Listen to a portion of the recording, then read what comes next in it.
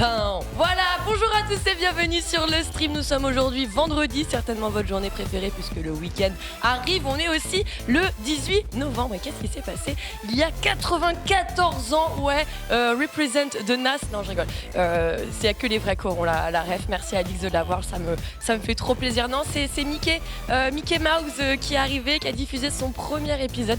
94 ans de souris. Ça nous régale. En tout cas, ça, ce sera le sujet de l'archive. Avant ça, bien sûr, on a Starter qui va commencer. Du coup, on y va.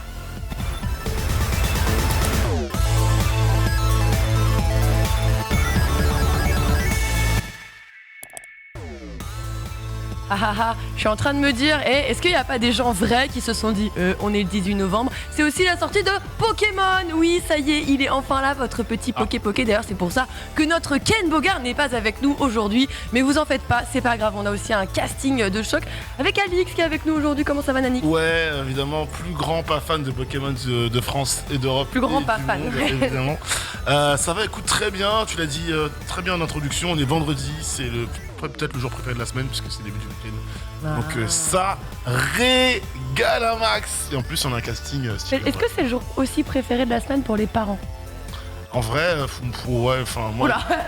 Oui, non mais oui. Ouais. Ouais, tu sais c'est bien l'école. Ouais. Voilà, l'école c'est bien. T'es dur. Non, faut être réaliste. L'école c'est bien. Et ben en tout cas, il y en a sur ce plateau qui, je pense, eux, ont apprécié l'école puisque oui, l'école c'est stylé. Non. Comment ça gauche? Pourquoi déjà Foster, pourquoi j'ai vu ton visage ne pas être rassuré? T'aimais pas l'école? Cette question. T'aimais pas l'école? Si, non, Mais de ça que dépend. Non. C'est une émission, dis la vérité. Ouais, bon, ça personne va, ne te jugera à part moi. Non, mais c'est cool, t'apprends des trucs, après tu tombes sur des gars chiants. Enfin, tu vois, c'est l'école en fait, c'est le monde social, tu vois. Des fois c'est cool, des fois c'est chiant. Très mal vendu. Moi, je trouve Ouais, mais en fait, c'est bizarre comme question. Moi, je trouve que c'est une chance, tu vois, quand même. La culture, c'est important. L'apprentissage, c'est important. C'est cool d'avoir l'école. Hein, Jean? Bah ouais, non, c'est cool. C'est la récréation qui est cool. Ouais. Mais oui, mais ça fait partie de l'école. Jusqu'au moment où il y en a un qui t'explique qu'il faut prendre Bulbizarre et passer à la mèche en starter. Et là, on s'est là, l'école, c'est pas bien. Jusqu'au jour où on t'a volé toutes tes cartes Pokémon. Absolument. Aussi dans la cour. Tolérable. Comment ça va, Jean? Bah ça va bien. Joueur Salamèche, du coup, tout va bien. Joueur Salamèche. Comment il va? Foster aussi. Écoute, très bien, Carapuce pour ma part. Ouais, c'est ce que On va pas s'entendre. Ouais, mais c'est pas Bulbizarre, tu vois. Là, ça va. On peut trouver un terrain d'accord. Il y a un compromis qui est trouvable. On est d'accord. Pourquoi tu mets déjà la garde comme ça? Moi, je préfère au cas où on sait jamais, tu vois. D'accord. Mais ouais, du coup, ça va très bien. Pokémon, comme tu l'as dit, qui vient de sortir. J'ai pu le choper. Et j'attends la fin de cette émission pour pouvoir me buter en paix. Ouais. Sans la drogue dans les doigts. Lox, comment ça va toi? Moi, ça va très bien. J'avais demandé comment ils vont aussi dans le chat. Ils m'ont l'air d'être plutôt en forme, évidemment. C'est vendredi. On aime ça, bien sûr. On ne va pas vous parler que de starter Pokémon. Pour ça, vous irez sur le live de notre ami Ken Bogard, qui, on le rappelle, fera son petit marathon. Avec Nina, bien évidemment. Mais d'abord, on va s'intéresser à nos sujets du jour, puisque oui, vous avez vu, on a des chroniqueurs, on a un sélecteur également. Et aujourd'hui, dans le menu principal, on va revenir un petit peu sur un sujet dont on vous a beaucoup parlé dans la semaine, puisque oui, on a beaucoup d'éditeurs. Alors, on a eu dans un premier temps Xbox, on a eu Nintendo. Aujourd'hui, c'est Riot et Ubisoft qui s'allient pour essayer de lutter contre les joueurs toxiques. C'est un fléau aujourd'hui. On peut parler de réel fléau que les éditeurs ou les développeurs essayent de contrer au mieux. On reviendra aussi sur un événement qui a fait la soirée, un événement qui s'est tout de même fait discret. C'est le PC Gaming Show qui nous a fait une petite preview pour 2023. Alors, on a fait une petite sélection de ce qui a été montré et de ce qui nous paraît intéressant. Avant de venir à ce sujet, vous vous en doutez qu'on allait en parler aujourd'hui. Oui, est-ce que Twitter va mourir ? C'est possible. Combien de temps déjà Twitter va tenir au vu des nombreux ingénieurs qui ont déserté la plateforme? C'est littéralement le bordel. Puisque vous le savez, oui, Elon Musk, aka Elon Musk, a racheté la plateforme. Et depuis, c'est l'hécatombe, littéralement. Après ça, nous partirons pour la première chronique du jour avec toi, Jean. Oui, on va parler des groupes de parole politiques sur le jeu vidéo. Des groupes d'études. Les groupes d'études, oui, pardon, les groupes d'études. Les groupes d'études. Groupes de parole. Non, j'aime bien l'idée. Non, mais en fait, c'est écrit de parole dans le... Bonjour, en fait, je l'ai lu. Je joue depuis 10 ans. Je vais même le modifier parce que je vois que c'est écrit comme tel pour le moment dans le conducteur. Je le modifie à l'instant. Effectivement, il s'agit bien des groupes d'études, puisque oui, c'est un sujet qui prend de plus en plus de poids. On va en parler parce que c'est chaud apparemment. Et on manque de connaisseurs. Ouais, on est des connaisseurs. On en a quand même quelques-uns. Il Je vous raconterai semblerait. ça, ouais. Il y a des gens qui sont là justement pour œuvrer et orienter les choses dans le bon sens. En tout cas, on espère bien. De l'autre côté, Alix, toi, tu nous as préparé une select aujourd'hui. De quoi on va manger? C'est l'heure du sélecteur. Dans le sélecteur, on va parler de Spider-Man dans une version féminine, une série sur Prime Video notamment. On parlera d'une triste nouvelle. Si vous avez suivi un peu les internets hier soir et surtout ce matin, vous saurez qu'un site historique de jeux vidéo français va bientôt, va pas vraiment fermer ses portes, surtout la rédaction historique qui va s'en aller. On parlera aussi de quoi? Du nouveau Pixar de chez Disney qui arrive du coup l'année prochaine avec une toute première bande annonce Battlefield 2042 qui pourrait renaître de ses cendres. On rappelle que le Battlefield original n'a pas fonctionné et pourtant il y a une saison 3 qui pourrait remettre tout le monde d'accord. Vous incitez de nouveau à cliquer. On parlera de Splinter Cell.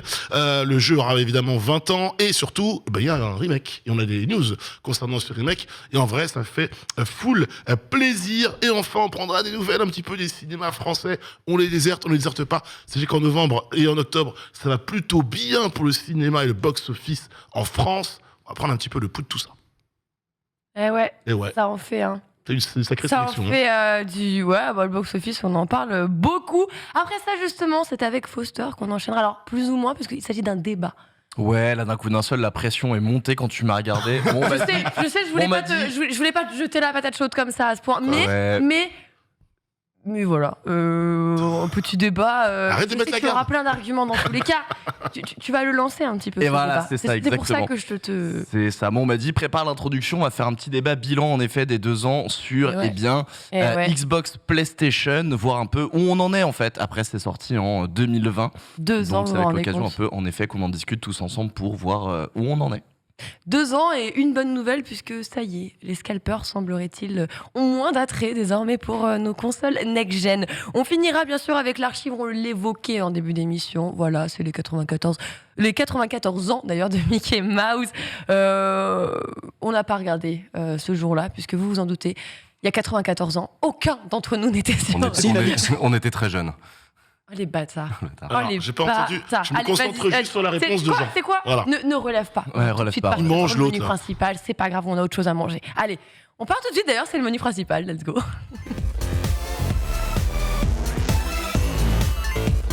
Je m'occupais de lui, t'inquiète pas. Je sais pas de qui tu es censé t'occuper, mais en tout cas, on va plutôt d'abord s'occuper des joueurs toxiques. Vous avez vu, c'est bien la priorité en ce moment. Alors, on a ouvert la semaine, justement, on revenait sur Xbox, qui a, on le rappelle, exécuté littéralement, puisqu'il parle d'exécution de 5,6 millions de comptes tout de même Xbox, voilà, de comptes toxiques, de joueurs toxiques, de comptes frauduleux, de comptes non authentiques, puisqu'il s'agit de comptes robots derrière. Et là, cette fois-ci, c'est donc Riot et Ubisoft qui donc essayent eux aussi de se parer et d'œuvrer contre ces joueurs, contre ce nouveau fléau. Alors évidemment, ils s'associent avec un partenariat technologique qui a pour but justement de développer une base de données anonyme pour en gros mieux former les systèmes d'intelligence artificielle à justement employer des outils de modération pour faire de la prévention typiquement. Du coup, ils auront donc cette vocation qui sera de détecter et de régler les comportements nocifs en ligne. Le projet, bien sûr, il a un nom, ça s'appelle le Zero Harm Incomes. En gros, tu as un catalogue varié d'Ubisoft avec donc tous les jeux compétitifs, y compris de Riot Games, puisqu'ils ont quand même une bonne base de jeux compétitifs eux aussi. La base de données donc créée avec le partenariat devrait couvrir un éventail de joueurs et du coup mieux former l'IA pour régler tous les comportements nuisibles. La question c'est: mais est-ce que les comportements nuisibles sont censés être donc aujourd'hui contrés, réparés et corrigés par une intelligence artificielle, Foster? Tu penses que c'est un outil qu'on peut utiliser à cette vocation-là ou bon, on fait ce qu'on peut pour le moment, on tente des choses puisque le but c'est d'essayer de régler ça? En fait, t'as cité combien de comptes? 5 millions et quelques, Alors c'est ça? c'était Xbox, c'est pas encore Riot et On est Ubisoft d'accord, pour le coup, mais- mais ouais. 5,6 millions. Faut combien de personnes pour pouvoir gérer 5,6 millions de comptes, tu vois? Donc en fait, le truc c'est que c'est un peu la même chose, un peu comme n'importe où, je pense, au moment où tu te prends une sanction, on va prendre le Twitch chat. Oui. Je vais même te compléter cette information sur les 5,6 millions. Sur les 5,6 millions de comptes qui ont été bannis, ça a été fait sur une durée de 6 mois. Du coup, c'est même plus que combien de personnes faut-il, c'est combien de temps il faut justement pour aller détecter autant de comptes aussi. Et le truc en fait c'est que sur 5,6 millions, potentiellement il y a même des ordres de toute façon qui ont été faites ne serait-ce que humainement, mais comme à chaque fois, au même titre que quelqu'un se fait ban un jour sur un chat Twitch ou n'importe, elle a toujours la possibilité de se faire une ban en demandant envoyer un ticket, machin, etc. Ce genre de choses. Je pense que c'est une bonne chose de passer par une IA. On parle de jouer à des jeux vidéo, je pense que ça va, tu vois ce que je veux dire. Peut-être avoir accès à des trucs en ligne, peut-être avoir accès à un chat quelconque. Et au bout d'un moment, il y a toujours une possibilité de réparer une potentielle erreur. Au bout d'un moment, la toxicité dans les jeux, ça devient véritablement un problème. Je pense qu'on le sait tous de toute façon. Quand tu fais des jeux en équipe en ligne, c'est juste insupportable. Donc en vrai, est-ce que c'est la solution miracle ? Non, parce qu'il y aura toujours une marge d'erreur. Est-ce que de toute façon l'humain est la solution miracle ? Non plus, parce qu'il y a encore une fois toujours une marge d'erreur. Donc en vérité, ça permet d'aller plus vite, d'accélérer un certain processus pour rendre le tout beaucoup plus sain.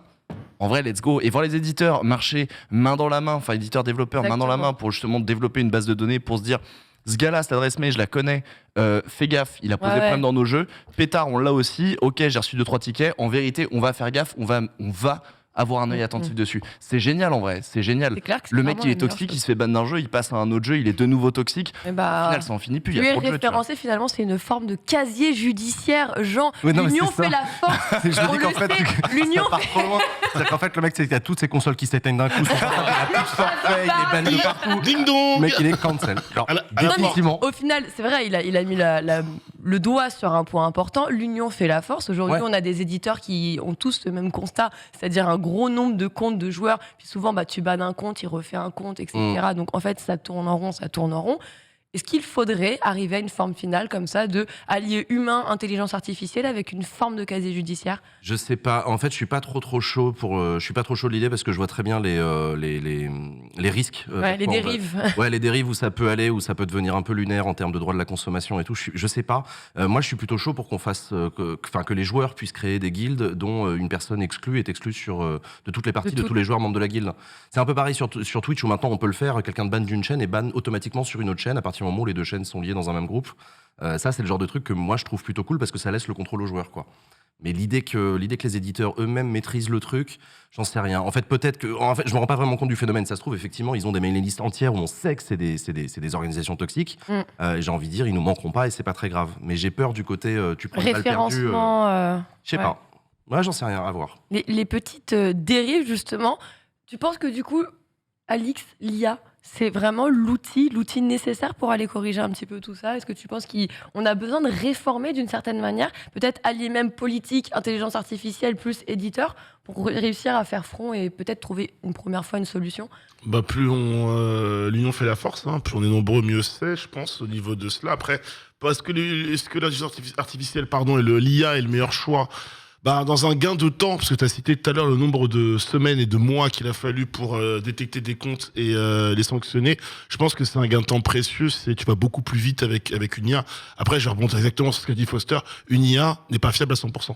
Comme l'être humain n'est pas fiable à 100% dans le sens où lui va avoir une sensibilité et une prise de décision dans les choix. C'est pénible aussi, on peut revenir sur tous ces problèmes. Alors, bien sûr, c'est autre chose encore, mais tous ceux qui font de la modération sur les grosses plateformes, on le rappelle, ont quand même une pénibilité et des traumatismes qui en découlent. Là, j'imagine que c'est pas une des tâches les plus passionnantes que de voir des messages toxiques pendant de nombreuses heures par jour et de supprimer les comptes manuellement. Même si les progrès des IA sont quand même stupéfiants, t'as quand même le côté l'être humain a un libre arbitre et une prise de décision en temps réel qui va s'adapter en fonction de la situation.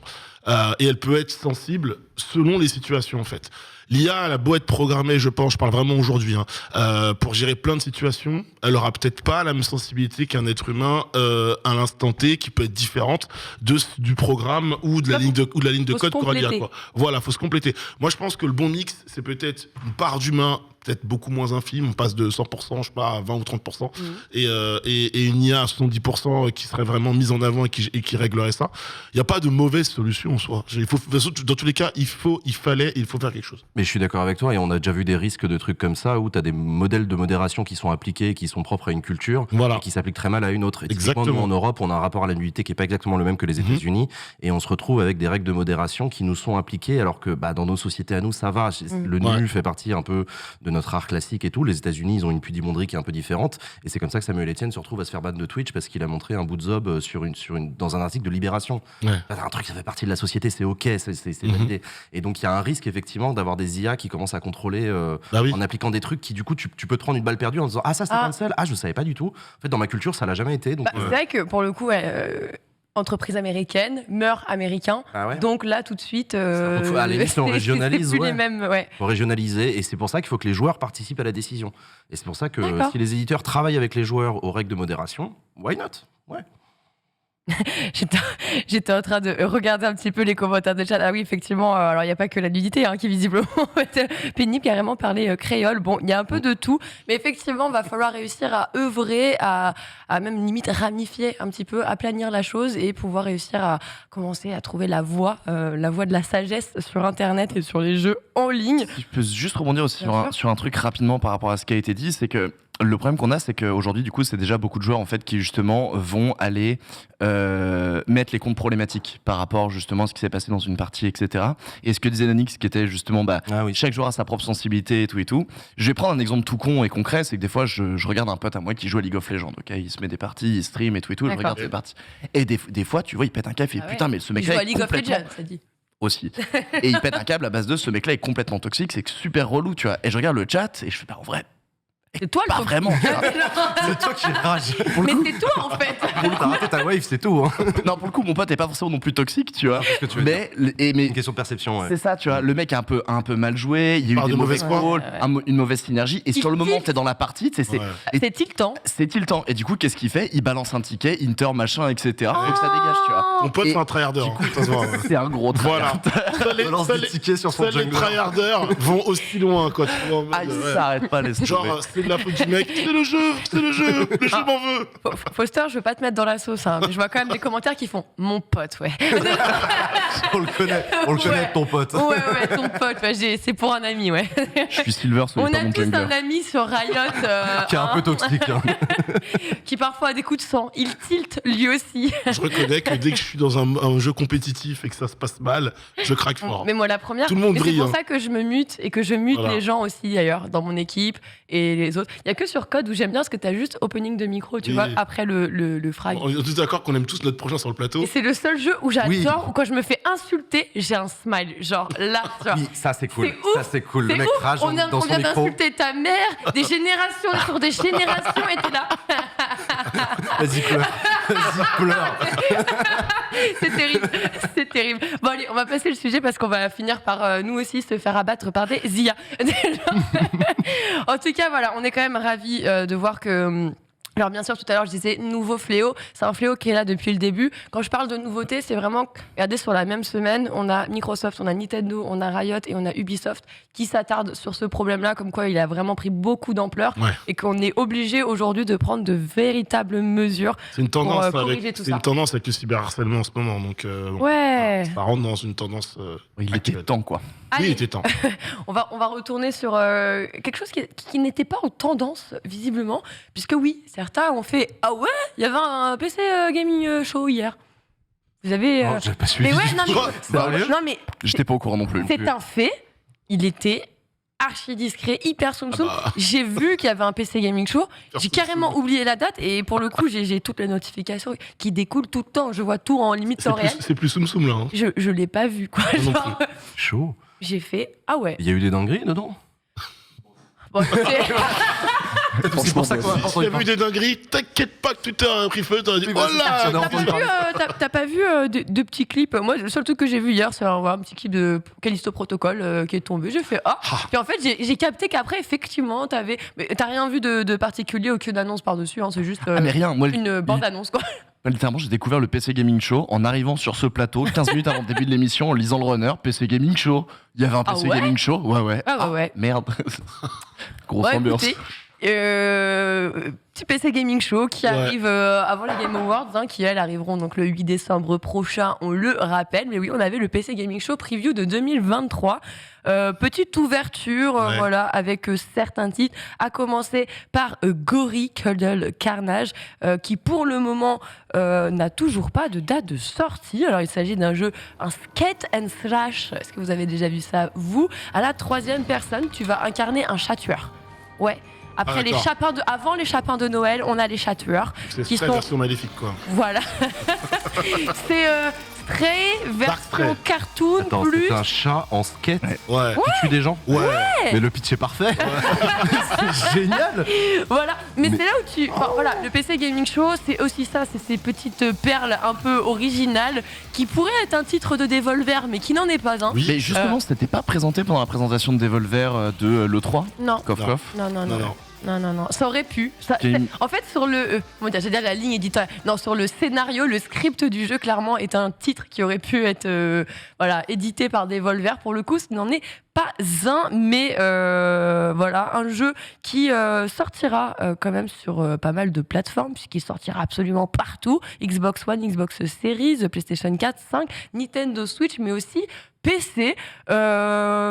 Je suis méga Et c'est ce chaud. que j'allais dire. Non, Je je suis alors, je méga sais que ça va pas parler à tout le monde, mais visiblement, il y a quand même un Suffisamment agréablement. absurde pour être vachement bien. Puis je sais pas, ça a l'air cool en plus. Enfin, je sais pas, je suis vraiment sur le cul. Tu vois, c'est dommage que je n'ai pas entendu Un parler. client ici. Ah bah, moi, ça me, je sais pas, ça me Le fait côté marrer. néon, cyberpunk, stray, combat, du skate, Ouais, c'est Day One. peu tout ça en des même combats temps. bien fast en plus. Ouais, hein. non, ça a l'air cool de ce que j'ai vu là, des quelques images. Ouais, moi je suis hypé par cette espèce de gameplay qui a l'air lunaire. C'est Day One, Jean. Hein. Moi, je trouve que c'est Day One. Ah, je crois que c'est Day One, Du coup, ça, Jean- ça stream direct. Ça te parle, mais sur quelle plateforme tu comptes consommer ce titre? Moi je joue que PC, mais je me dis que c'est typiquement le genre de truc qui se joue sur console en fait. Sur Switch ou. Ah, ouais, ah oui, en... Je suis en ok. train de me dire Pas forcément que. portable, mais. Non, pas forcément, non, plutôt console de salon. Ok. Je pense. Ouais, je sais pas. Non, mais attends, il y a des poneys. Non, mais Après, Parce que les ennemis sont des licornes, des fois que. des fois il a qu'on son soit pas assez petit loin dans la style. pure. Excuse-moi, mais Licorne c'est zombie. des licornes sous LCD ou quoi? Le mec C'était était sous LSD à la Ouais, réunion. LSD, ouais, parce que LSD. LCD, C'est pas pareil. Alice, on est pas Oui. Excusez-moi, nous sommes vendredi, d'accord. D'ailleurs, je suis surpris que Polo l'ait pas relevé, tu vois. Ah ouais. Ah, ouais. On n'entend plus. Peut-être qu'il est en train de manger. Tu vois. C'est ça. Hein, voilà. Non, j'ai fini, mais c'était bon. Ah. C'était bon, il a dit, Polo. D'accord. Incroyable. Écoute, je vois, vous avez pas mal de noms qui ça aurait pu être Devil May 4. Ouais, c'est vrai. Ouais. Franchement, Putain, il mais y a, ce il y a- clic encore il y a plus de fort. l'idée, il y a de l'idée. En tout cas, voilà, premier titre Ok. passé. Ça commence fort, hein. Ouais, bah, Ouais. en vrai, original. Original, Voilà, c'est ouais. une façon de commencer assez originale. Le seul problème, Jean, comme je te le disais, malheureusement, on n'a toujours pas de date de sortie. Seule chose que je peux t'affirmer, c'est qu'il est prévu normalement pour 2023. Ok, je Voilà, suis chaud. voilà. Bon, écoutez, on en Je a. vais attendre tout on a 2023. chaud. Je sors, Il y a un autre titre je sors avant FF16. Voilà. Dans la même semaine. Un autre titre qui, à mon avis, va chauffer pas mal de monde. Évidemment, vous l'attendez, Warhammer 40 000 Dark Tide. Lui aussi s'est montré. Alors lui, par contre, on vous rassure, il a une date de sortie, puisqu'il sortira le 30 novembre prochain. Il arrive très bientôt. Pareil, hein, Game Pass. Alors ça fait... Waouh, on va tous pouvoir y jouer. Non, mais c'est ouf, parce que vraiment, ça arrive sur le Game Pass, les gars, c'est quand même ouf. Donc Xbox, bien sûr. PlayStation également, hein, PS4, PS5. Et ah non, non, bah non, je suis ouf. Jamais PC, Xbox et Game Pass seulement. Bon, un petit jeu de tir en coop qui arrive comme ça, Game Pass, Ouais, petit, Day One, léger, bien hein. sûr. Ouais, c'est une petite licence, Ouais, tout c'est pas Warhammer. tranquille. C'est pas trop connu, Warhammer. Ouais, Ouais. C'est pas ça. grand chose. Bon, c'est une licence qui monte. C'est pas mal. C'est des figurines Le à vent en peindre et poupe. tout. de jeunes. Le vent en Ouais. poupe, quoi. Ouais, Genre. ouais, ouais. Bah, restez connectés, on en reparlera dans 10 ans encore. Vous inquiétez pas, ça arrive fort. Warhammer, c'est pas Non, mal. non, mais clairement, bah, Non, c'est pas mon univers pour le coup. Par contre, je reconnais la communauté des joueurs de Warhammer. On parle du jeu de plateau et du jeu vidéo et ça a l'air d'être un univers fou. Je ne suis pas la cible, malheureusement. c'est pas la cible, Non. Foster, pas du tout Non plus, pas du tout. En fait, j'arrive pas à faire la différence entre ce Warhammer 40 000 et les 20 autres qu'on a eu avant. Ah. Et malheureusement, non mais en vrai, il y en a tout le temps. Alors, c'est à chaque fois sur une autre planète, d'autres races, d'autres Mais c'est pas machins, du tout d'autres le même bidules, type d'autres de chouettes. jeu. Mais c'est pas le premier FPS que je vois en tout cas sur Warhammer 40 Oui, 000. c'est pas tu le vois. premier, oui. Et bien c'est sûr, là où bien moi je sûr. fais pas la différence, tu vois. Je fais pas du tout, donc je suis un peu perdu. Le lore. Donc très bien, un nouveau, c'est cool, enjoyez. Il y a un risque que ça parle qu'aux passionnés, ouais. Je vois ce que tu veux dire. Bah, là. après, même chez Warhammer, tu vois, t'as la team RTS et t'as la team F. Enfin, toi, genre, Oui, c'est comme vrai. il y a plusieurs types de C'est vrai. jeux, pour le coup, t'arrives à substanter tous les types de joueurs qui peut-être se retrouvent uniquement sur le plateau, sur la figurine et autres.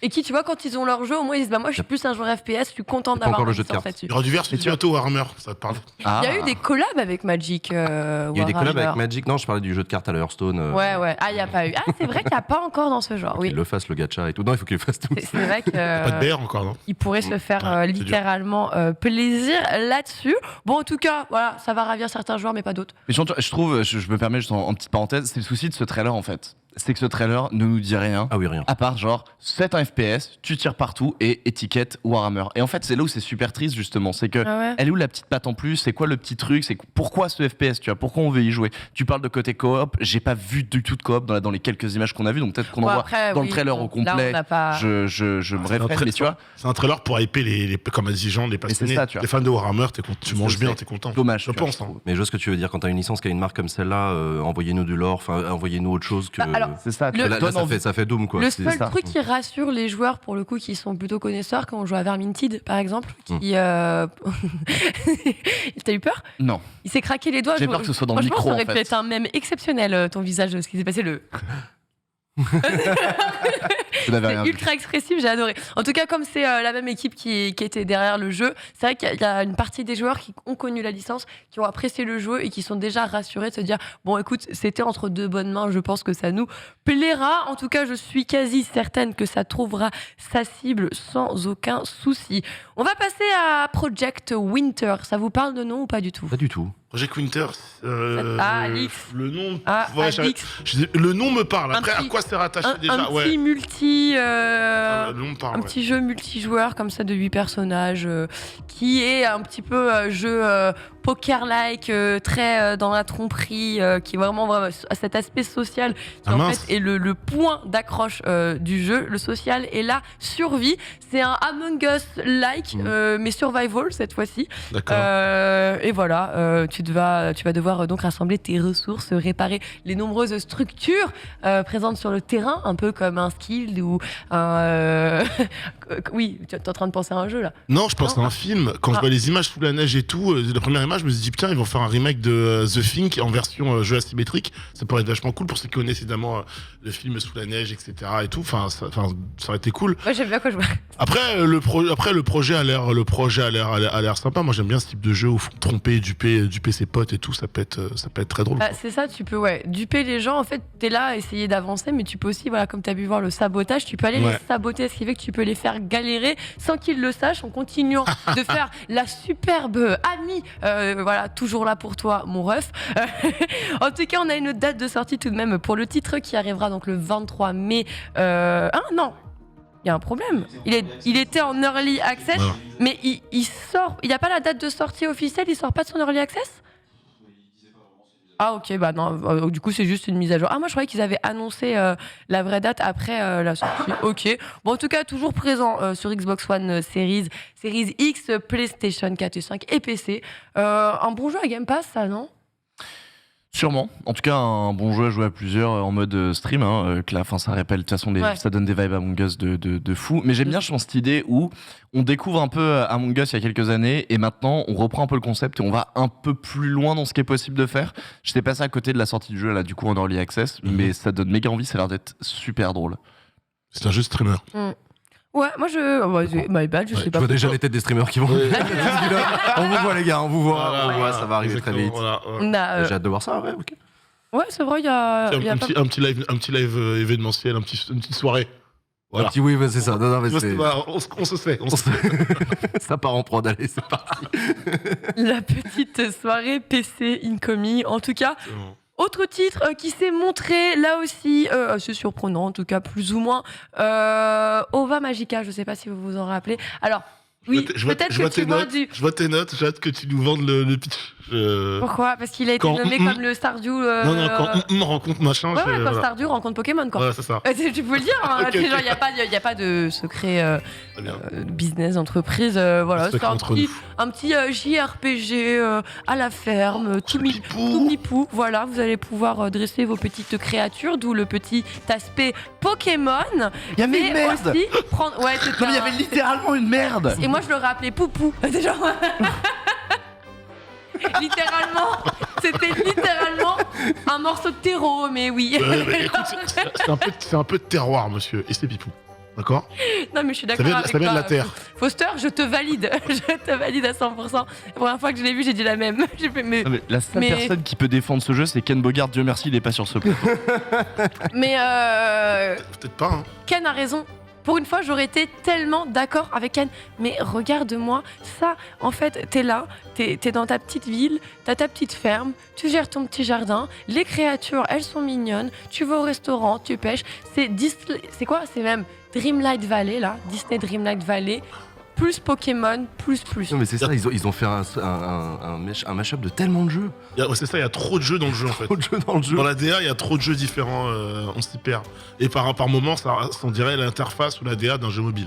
Voilà. Pardon. Pareil, pas de date de sortie, ça sort en 2023. Xbox One, Xbox Series, Xbox Series XS, encore une fois, PS4, PS5, Switch et PC. Un petit peu de pas fou, c'est tout mignon. Voilà, on verra quand ça arrivera. On va passer sur une autre thématique. Cette fois-ci, on part sur du survival horror en PVP. Voilà, ce nom c'est Level Zero. On l'a déjà vu, lui aussi. Pareil, hein, pas énormément de choses à dire. Toujours pas de date de sortie. On a que du sortie 2023. Sortie 2023, pareil, toutes Xbox, toutes les PlayStation et aussi sur PC. En termes de scénario, on est sur une histoire avec 4 scientifiques qui eux aussi doivent aller réparer un système électrique pour échapper à des créatures. Cette fois-ci, c'est encore un Among Us-like, mais l'assassin, c'est pas... voilà, genre, c'est pas un de tes teammates, genre, t'as pas d'imposteur de ce type. Mais Attends, voilà. tu joues comme ça là, la visibilité, c'est ça? Ouais. Eh ben salut, c'est pas pour Sur moi. Survival Horror. Je On l'a l'ai déjà vu, vu, on en a parlé il y a quelques temps Ouais, bien hein, sûr, sur déjà hein, sur Starter aussi. Oh, Un j'aimerais titre ça. qui parle ici sur ce plateau, on passe direct à autre chose. C'est un jeu pour Magla ça. C'est un jeu pour Magla. Magla c'est pour toi. C'est vrai, c'est très certainement un jeu pour Magla. Magla, régale-toi. Kerbal Space Programme 2. Bon, Kerbal Space, vous vous rappelez, vous connaissez certainement. Certains l'attendent un petit peu, pareil, pas de date de sortie, mais pour 2023. Je l'attends. Alors, j'ai jamais joué au premier, mais j'ai regardé beaucoup de vidéos et beaucoup de streams. Et c'est un jeu assez exceptionnel avec une communauté en or. Et, Grosse licence, un gros extrêmement retour. cool. Ouais. Assez attendu quand Le même. 2 va être très très drôle, ouais. Voilà, on retourne à un petit jeu de simulation spatiale. Voilà, c'est clairement de l'exploration. On va vous proposer voilà, de nouveaux graphismes, de nouvelles pièces, plein de petites nouveautés hein, avec des interfaces utilisateurs entre autres. Pareil, Xbox, Series X, S, PS5 et PC. Cette fois-ci, on est axé plutôt génération actuelle et PC uniquement pour le retour de la licence. On va pouvoir parler, pour terminer, de Endless Dungeon. Là aussi, c'est un titre, pour le coup, qu'on apprécie particulièrement. Mauvaise nouvelle, pas de date de sortie, hein, même pas indiqué pour 2023 pour le coup. Mais voilà, petit jeu d'action stratégie roguelite, toujours dans l'univers primé d'Endless qu'on connaît lui déjà. Vous allez donc recruter votre petite équipe avec voilà hein, des personnages assez skillés pour là aussi aller sur une station spatiale. Vous le saviez, on l'a vu déjà cet été, les stations spatiales, l'espace, c'est vraiment la trend. Hein. Ouais, Il y avait une trend TikTok sur le jeu vidéo, c'était ça. Ouais. Genre, Puis s'il peut y avoir un monstre et un peu de survie, c'est pas mal. Voilà. bah là, tu vas devoir protéger ton cristal des attaques de monstres. Effectivement, si tu meurs, ça va tout réinitialiser. Donc tu vas, en fait, c'est un die and retry quoi. Tu C'est un reprends coop tout à ou zéro. où tu recrutes des personnages Ça a l'air d'être en coop, C'est mais je viens de normalement en tromper. coop, hein, Il me c'est en semble- multi. en coop, ça a l'air cool, ouais. Ouais, plusieurs aussi. Ouais. Ouais, je suis assez d'accord. J'étais pas sûr, mais il était jouable. Voilà, je vais vérifier, il était bien jouable le jeu. Je me semblais avoir vu là, le titre à la Paris Games Week, notamment. Oui. Honest Dungeon. Voilà. On l'a vu Plus pas de mal découvert là-bas. de fois. Fait que picoler, j'ai pas vu. Tu avais soif. Pardon, j'avais tu avais grand soif. Voilà. Je voyais flou, il y avait des noms de jeux, hein, j'ai bien vu qu'il y avait des pas noms de testé jeux. celui-là, Oh, l'eau gazeuse. Oh là là. plusieurs champagnes, mais pas L'eau gazeuse, quand ça monte à la tête comme ça, genre, je reconnais qu'on voit trouble. Hein, voilà. Allez, on va pouvoir passer à notre dernier sujet, un sujet qui fait beaucoup parler. Peut-être que vous avez vu déjà sur Twitter, RIP, RIP Twitter. Pourquoi tout le monde dit adieu à Twitter ce matin, depuis cette nuit? Pourquoi on voit autant de cœurs bleus circuler?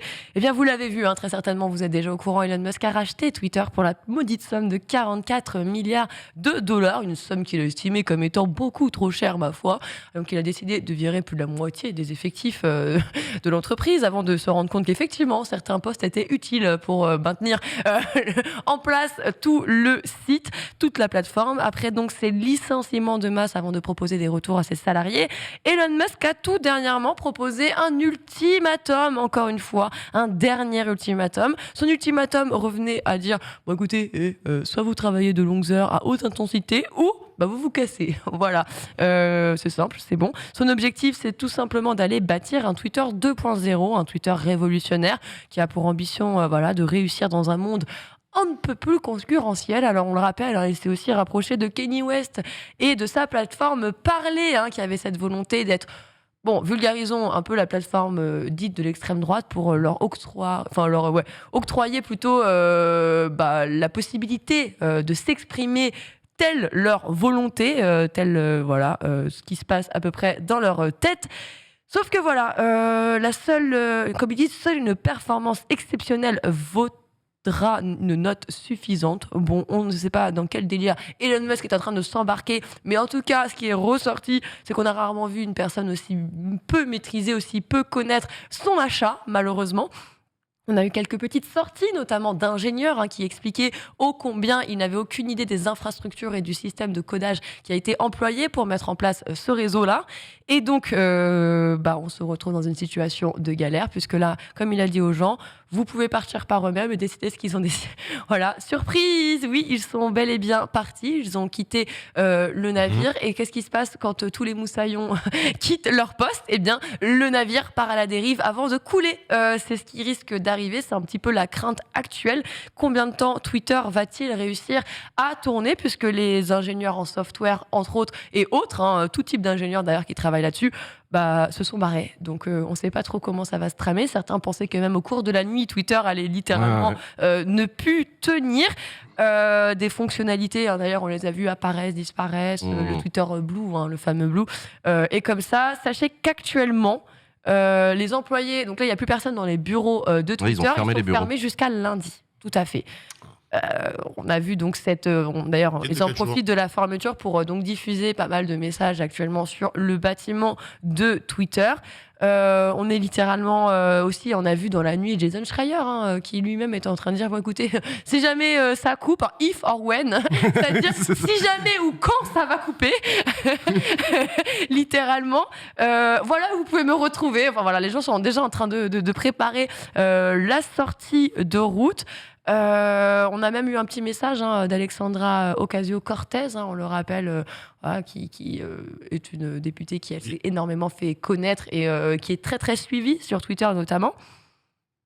On sombre, on va où, Alix? Est-ce qu'il faut s'inquiéter là de ce qui est en train de se passer? Est-ce qu'on préférerait voir Twitter mourir que Twitter renaître différemment?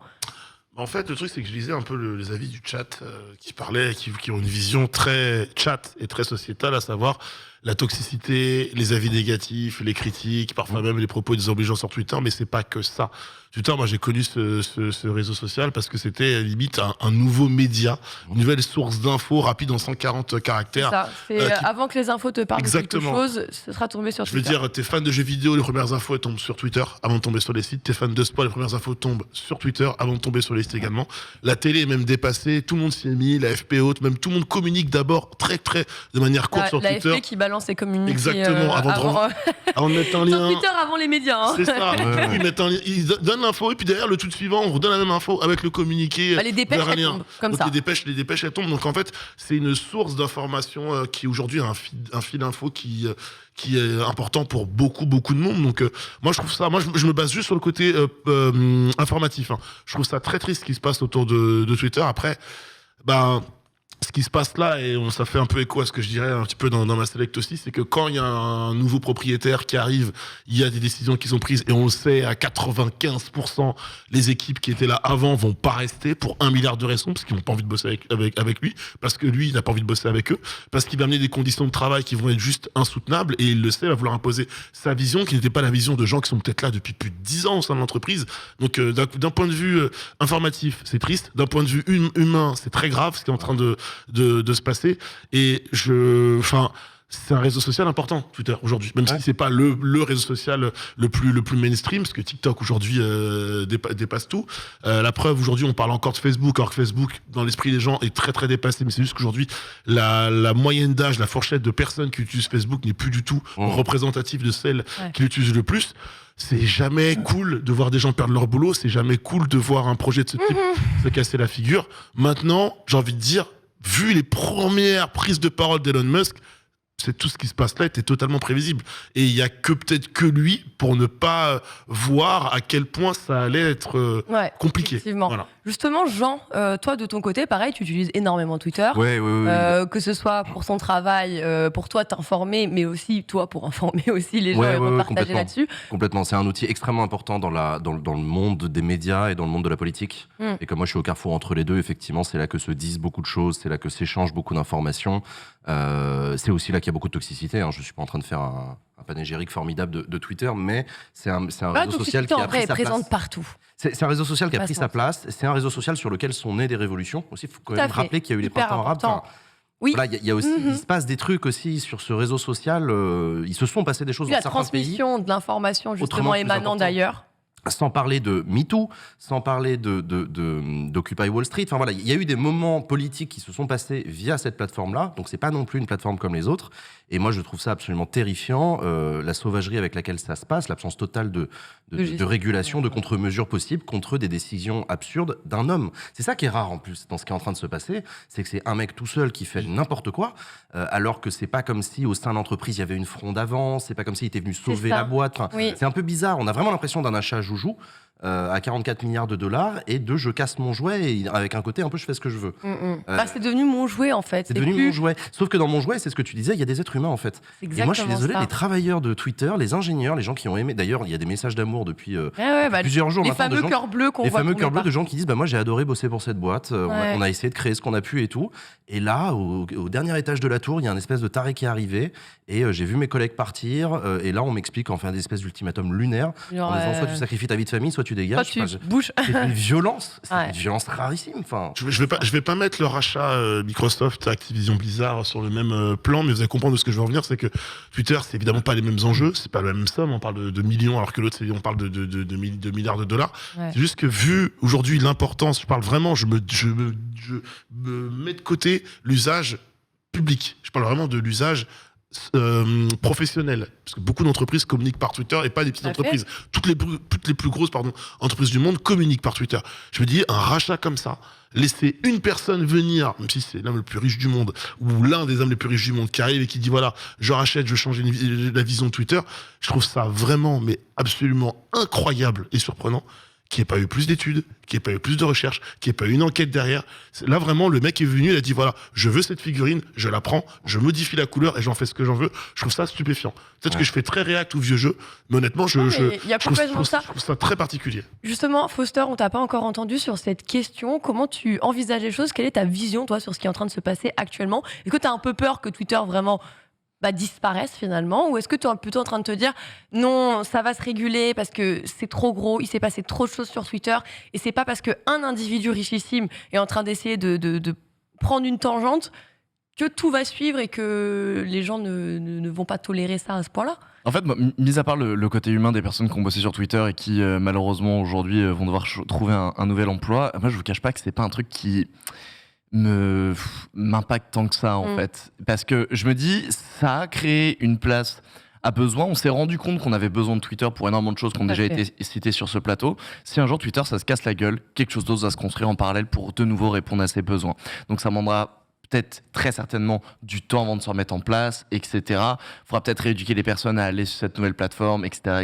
Peut-être même par des anciens Twitter, bref, qui sait. Évidemment, la route va être longue, mais en vrai, je me dis un peu, tant pis, ça tombe, et ça renaît, on verra bien là-dessus. Par contre, moi, j'aimerais juste rappeler aussi un truc, c'est que sur le rachat par rapport à Elon Musk s'est ramené, il a fait « je vais racheter Twitter ». Les actions de Twitter ont pris un espèce de bond absolument gigantesque. Il s'est ramené, il a fait « en fait, non, je ne rachète pas Twitter ». Les actions de Twitter se sont casser la gueule. Et là, par contre, il y a les instances de commerce, je sais pas les termes, tu me corrigeras d'ailleurs très certainement sur les bons termes employés. Mais les mecs sont arrivés, ils ont fait ça, c'est pas possible, mon petit pote. T'as dit que t'allais l'acheter, maintenant tu dis non. tu fais en sorte que l'entreprise se casse la gueule, tu vas l'acheter à ce prix-là. Sachant que c'était pas la première fois que par des tweets, justement, il arrivait à faire chuter des actions en bourse. Exactement. Ou des valeurs de crypto-monnaie. Ouais. Donc Pas sur responsable. il y a un côté un peu où on lui a, c'est mal dit, mais on lui a un peu forcé la main, entre guillemets, à finalement conclure cet achat, à lui donner de fait ce jouet dans les mains. Après, actuellement, il fait n'importe quoi. Le truc, c'est que on parle d'Elon Musk. On l'aime pas à raison, on l'aime ou à raison aussi, je m'en fous un petit peu à dire vrai, mais c'est un mec qui a réussi à faire des trucs assez incroyables. Toujours en malheureusement brisant des personnes sur le chemin. Ouais, c'est ça. Toujours en abusant À quel derrière. prix, tu vois, À quel prix Je suis pas en train de vanter les mérites de cet homme en disant ça. bien sûr. Attention. T'inquiète pas. Putain, Mais- et de toute façon, ça aurait été ton droit si t'avais envie de vanter tes mérites. C'est la méthode qui te dérange. Évidemment, mais le truc c'est qu'en fait, on le dit souvent dans les jeux, c'est que tant qu'il n'y a pas écrit game sur ton écran, la partie est pas finie. Et en fait, c'est que Elon Musk là, je pense qu'il sait très bien ce qu'il est en train de faire et je vois mal un achat à 44 milliards d'euros disparaître grosso modo du jour au lendemain. Donc là, il fait 1 milliard de buzz, il fait 1 milliard de trucs, il fait encore une fois des choses horribles comme il a fait avec de toute façon toutes ces autres boîtes qu'il a déjà fait et qui est toujours en train de monter. Toutes les régularisations des Tesla, etc. C'est des trucs qui sont complètement passés à la trappe, tu vois. Donc de toute façon, on est reparti dans son délire mégalo. Est-ce que ça va se casser la gueule véritablement dans les semaines qui viennent ? J'y crois pas un seul instant. On verra. En tout cas, on verra la suite de la situation. On vous en reparlera. D'ailleurs, Sunday refera une update ce soir sur le même sujet, évidemment. Mais quoi qu'il en soit, keep in touch on Twitter ou pas. C'est ça. On se retrouve sur Twitter d'ici là ou pas Écoutez, je ne peux rien vous affirmer ou vous infirmer, tout à fait. On va passer tout de suite à la chronique. On a pris un tout petit chouïa de retard, mais on a un dossier justement sur les groupes d'études politiques dans le jeu vidéo. C'est Jean qui vous en parle et on y va tout de suite.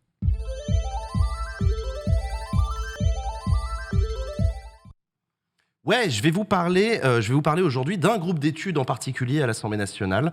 Vous savez, les députés, ils passent leur journée à se réunir. Mais vraiment, ils font que ça. Hein. Quand j'en parle avec des députés, ils appellent ça la réunionite. Ils se réunissent tout le temps, partout, en permanence. Ça fait partie de leur job. En même temps, ils sont parlementaires, ils sont là pour parlementer, donc c'est normal, ça fait partie du boulot.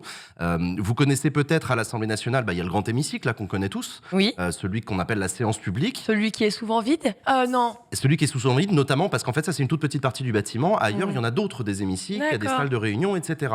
Vous avez peut-être entendu parler des mots de commission, par exemple, Tout à fait. une espèce de mini-assemblée dans lesquelles ils se réunissent sur des thématiques de pouvoir public, sur la défense, sur l'éducation, sur la culture, sur des choses comme ça. Il y a aussi les groupes politiques. Ça, vous connaissez les étiquettes, les partis politiques, chacun a son groupe de députés et ils se coordonnent entre eux pour travailler, pour avancer, etc. Il y a d'autres modalités de réunion pour travailler entre députés.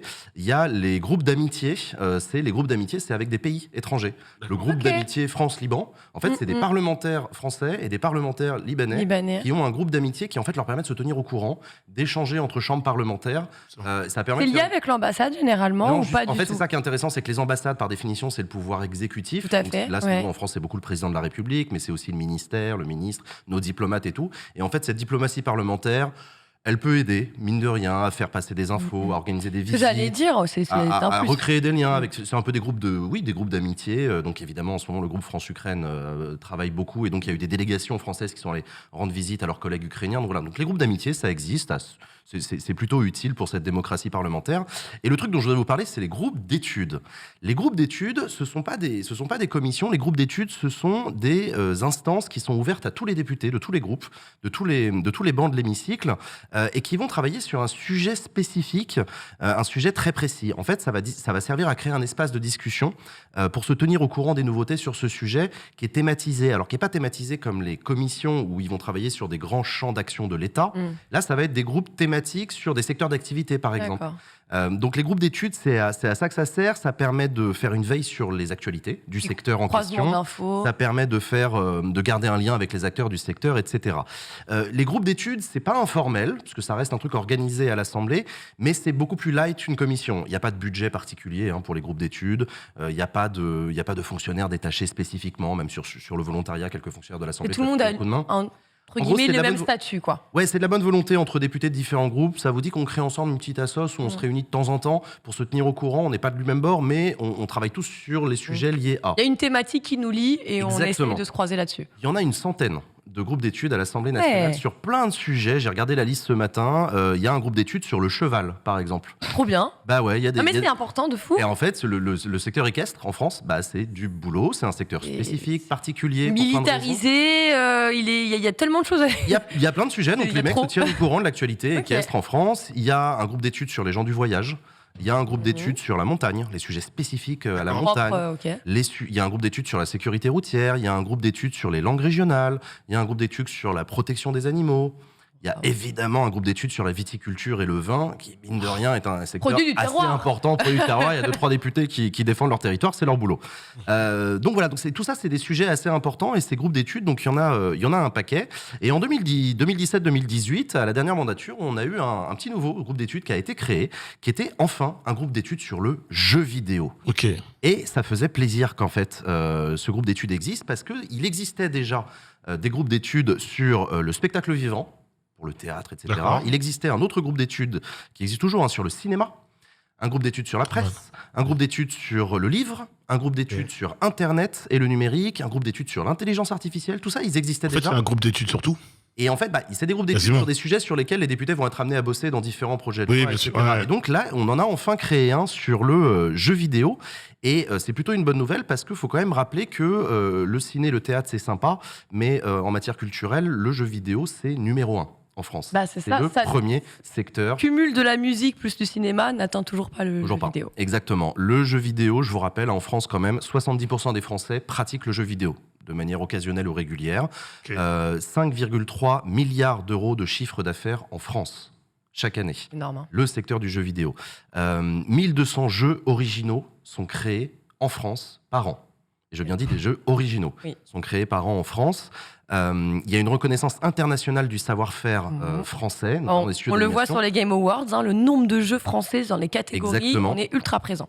La majorité du secteur du jeu vidéo en France travaille à l'exportation d'ailleurs. Oui, tout à fait. Beaucoup de qui bossent pour l'extérieur. Parce qu'on est reconnu internationalement. Il y a une spécificité française, 25 000 emplois en France, des talents très recherchés, très spécifiques. C'est pas des trucs délocalisable en un claquement de doigts. Il y a quand même un savoir-faire très spécifique, notamment en animation et en plein de choses, sans parler de la qualité de nos joueurs, de nos animateurs. On peut parler en e-sport, de Kamel, Kameto, KCX, c'est quand même pas rien. On peut parler de légendes comme Ken Bogard, par exemple. Enfin voilà, des trucs reconnus internationalement. Donc voilà.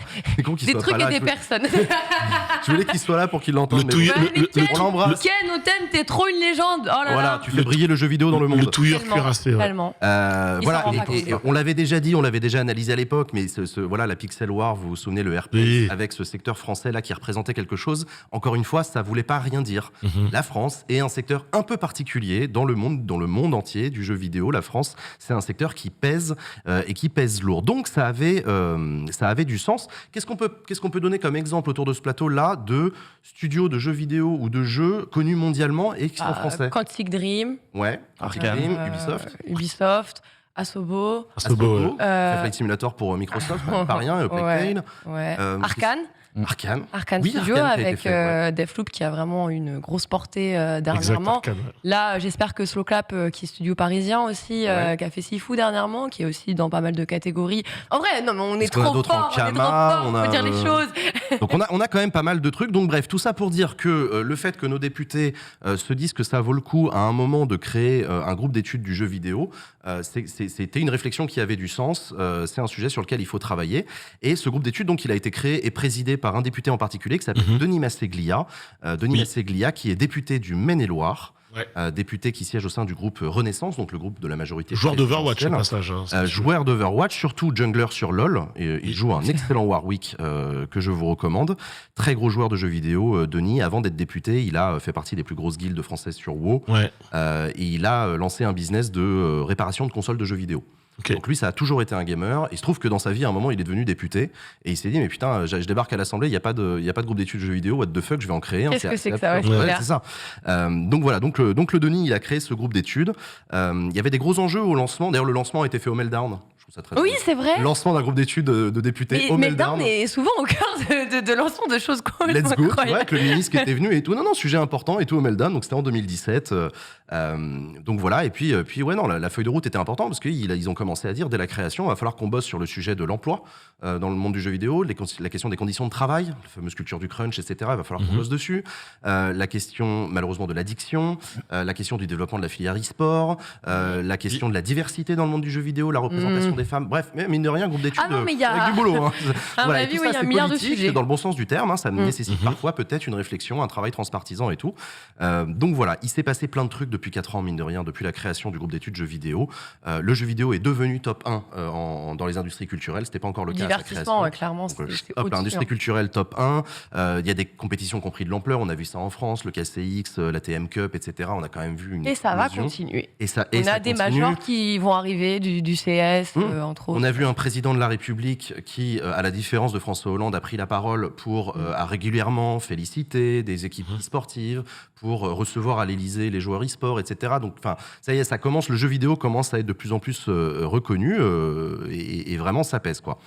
Au niveau de l'État, ce groupe d'études sur le jeu vidéo, il est intervenu souvent pour discuter sur comment aider le secteur d'activité. Ils ont soutenu notamment un crédit d'impôt qui bénéficie aux entreprises du jeu vidéo pour maintenir en France, c'est un avantage par rapport aux autres pays. Donc il y a un CIJV, le crédit d'impôt jeu vidéo, qui est un outil assez puissant, mine de rien, d'attractivité pour la France. Donc les députés ont bossé dessus, ils ont été en lien tout le temps avec des associations, ils ont aidé aussi, soutenu la structuration de filières associatives, etc. Alors syndicales, c'est pas trop leur rôle, mais ils ont été en lien avec les syndicats, mais il y a aussi Women in Games dont on peut parler. Enfin, ils ont fait tout un travail là-dessus.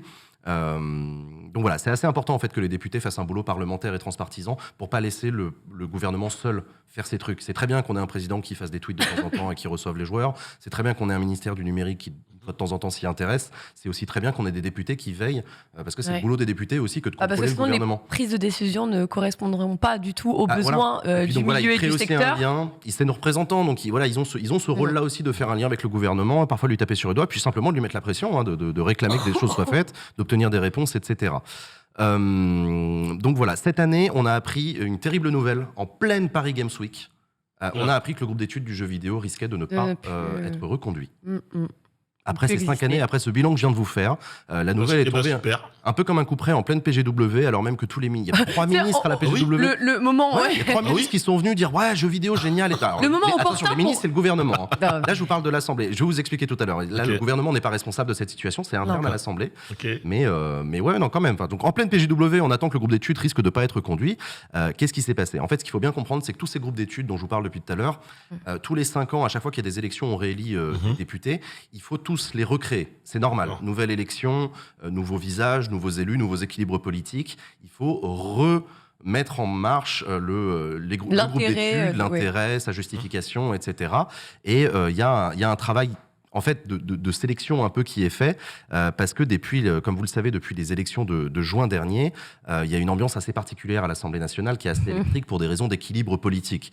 C'est pas la responsabilité d'un groupe plutôt que d'un autre, mais le fait est que entre le gros bloc de l'extrême droite, le gros bloc de la NUPES, donc la gauche, et le gros bloc de la majorité autour d'Emmanuel Macron, personne n'a la majorité, ça crée des tensions particulières. Et en l'occurrence, ces tensions, on les a vues apparaître, notamment parce qu'une des grandes nouveautés de cette Assemblée, c'est l'arrivée en masse de députés du Rassemblement national, qui auparavant, depuis les années 80, ont toujours été très très peu nombreux.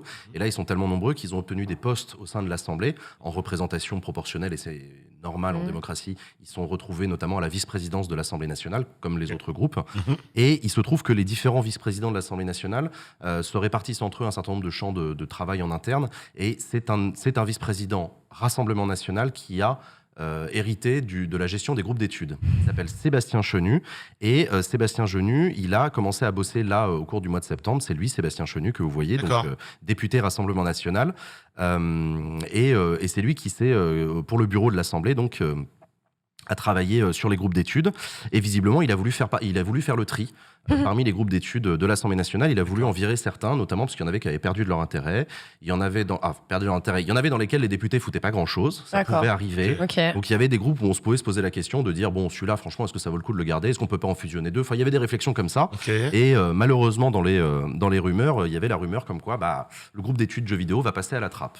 Et là, ce qui s'est passé, c'est qu'il y a eu une énorme mobilisation de tous les groupes de l'Assemblée nationale, sans exception, autour de Denis Masseglia, donc, qui a publié un communiqué de presse pour se plaindre de ce risque de disparition. Vous voyez ce courrier, et ce courrier qui explique pourquoi ce serait dommage que le groupe d'études disparaisse, mais regardez surtout les signatures.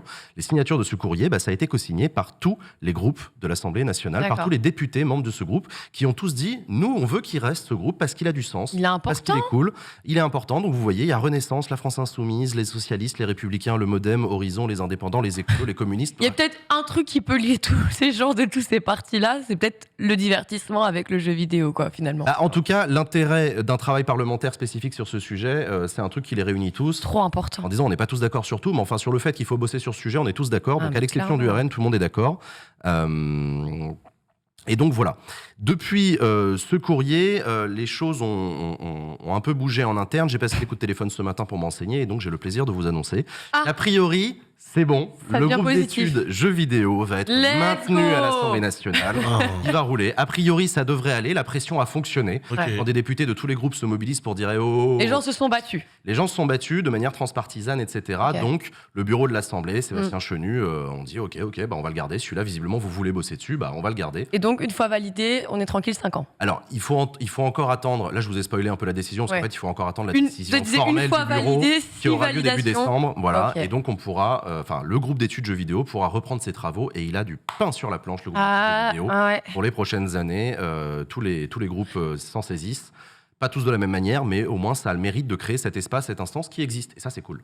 Petite question, très, très simple. Par exemple, j'ai vu beaucoup de personnes dans le chat sont hyper intéressées, hyper engagées sur ces sujets-là. Comment eux aussi peuvent essayer d'une certaine manière, alors, bien sûr pas prendre part directement à ce groupe d'études, mais est-ce qu'il y a des moyens aujourd'hui justement d'essayer de faire avancer sur des sujets, de thématiser, et qu'eux aussi puissent créer des collectifs qui puissent remonter justement pour porter des sujets auprès de l'Assemblée nationale? C'est une très très bonne question, et je suis le premier à trouver que ce serait très cool que nous, les joueurs aussi, on existe une place dans à cet prendre écosystème. là-dedans. C'est très bien qu'il y ait des éditeurs, c'est très bien qu'il y ait des développeurs, c'est très bien qu'il y ait des syndicats, c'est très bien qu'il y ait des assos. Nous aussi, peut-être que les joueurs, on pourrait se faire entendre, et je pense que c'est une très bonne idée. Il existe déjà des collectifs, notamment je pense à Women in Games, qui travaillent sur des sujets spécifiques de diversité, de visibilité, de lutte contre le harcèlement et la toxicité et tout. Donc ça a déjà le mérite d'exister. Xbox aussi le fait, travaille aussi avec le gouvernement, enfin, il travaille avec les pouvoirs publics. Il y a les partis politiques qui, pour certains d'entre eux, et ça dépend de votre parti, je juge pas, mais il y a certains partis politiques qui en interne créent des cercles de réflexion programmatique autour de la question du jeu vidéo. D'accord. Moi, ce que je vous invite à faire, si ça vous intéresse, vous pouvez regarder la liste des membres de ce groupe d'études jeux vidéo, regardez le ou la députée qui représente le parti dont vous vous sentez le plus proche. Pas besoin d'être membre du parti, on s'en fout. Et vous pouvez rentrer en lien avec lui ou avec ses équipes pour lui proposer votre aide, écrire des notes, faire des rendez-vous, des déplacements. C'est des choses que les députés, croyez-moi, les députés, ils adorent quand vous les aidez. Imagine. Ils ont besoin de vous, ils ont besoin de nous.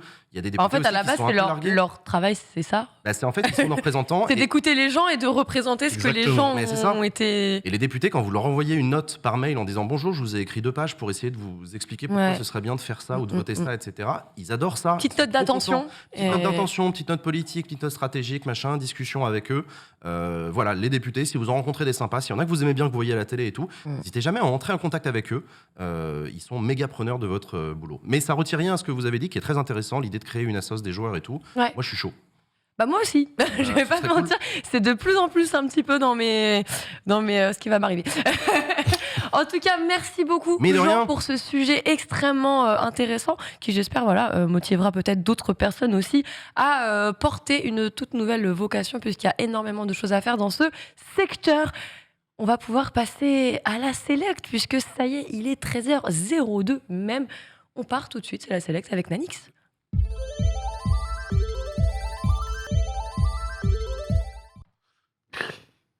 Ça va ? Ça va. Il s'est gonflé, armé, tel un super-héros. Le sélecteur vient d'atterrir, 13h. Iron Mané, ça y est ? Exactement, 13h02. En vrai, 13h03 quasiment. Les amis, vous êtes évidemment sur Starter avec Foster, Lox et Jean qui vient de nous faire une magnifique chronique sur les groupes d'études au sein du gouvernement. Du coup, de l'Assemblée. De l'Assemblée. Sur le jeu vidéo, merci de me rappeler. Toi, l'expert politique, c'est pas moi, évidemment. Rappel des titres, les amis. Si vous nous rejoignez maintenant, sachez qu'on a parlé de toxicité dans le jeu vidéo et de rapprochement entre Riot et Ubisoft, et Dieu sait que c'est important. On a parlé de l'événement que personne n'a vu évidemment hier soir, ça le PC Gaming Show Preview 2023, peut-être parce qu'il est peut-être mal placé dans le calendrier, mais ceci étant, il y avait des super jeux à découvrir, notamment un jeu de skate avec un chat incroyable. Et d'un tueur, Chasseur. exactement. Et évidemment, dans les fins des news, on a parlé de Twitter. This is the end aurait pu très bien déclarer Adèle en voyant les informations autour de Twitter hier soir, à savoir évidemment des licenciements en masse, des gens qui veulent et qui ont déjà quitté l'entreprise, évidemment, suite au rachat d'Elon Musk et suite évidemment aux décisions prises par ce monsieur. C'est parti pour la Select et vous le savez, on va parler beaucoup de JV et de pop culture et on commence tout de suite par du lance-toile. Vous connaissez tous évidemment Peter Parker, vous connaissez peut-être moins Silk, évidemment un personnage féminin, une super-héroïne coréenne vivant aux États-Unis qui aurait été mordue par la même araignée que Peter Parker et du coup qui va obtenir les mêmes pouvoirs que lui. Il faut savoir qu'il y a un spin-off qui va venir de cette série. Le showrunneuse n'est autre qu'Angela Kang. Si ça vous parle, sachez qu'elle a travaillé évidemment sur The Walking Dead notamment et elle dirigera donc le projet de série Silk 2. Spider Society qui arrivera du coup chez Amazon Prime Video, évidemment, oui.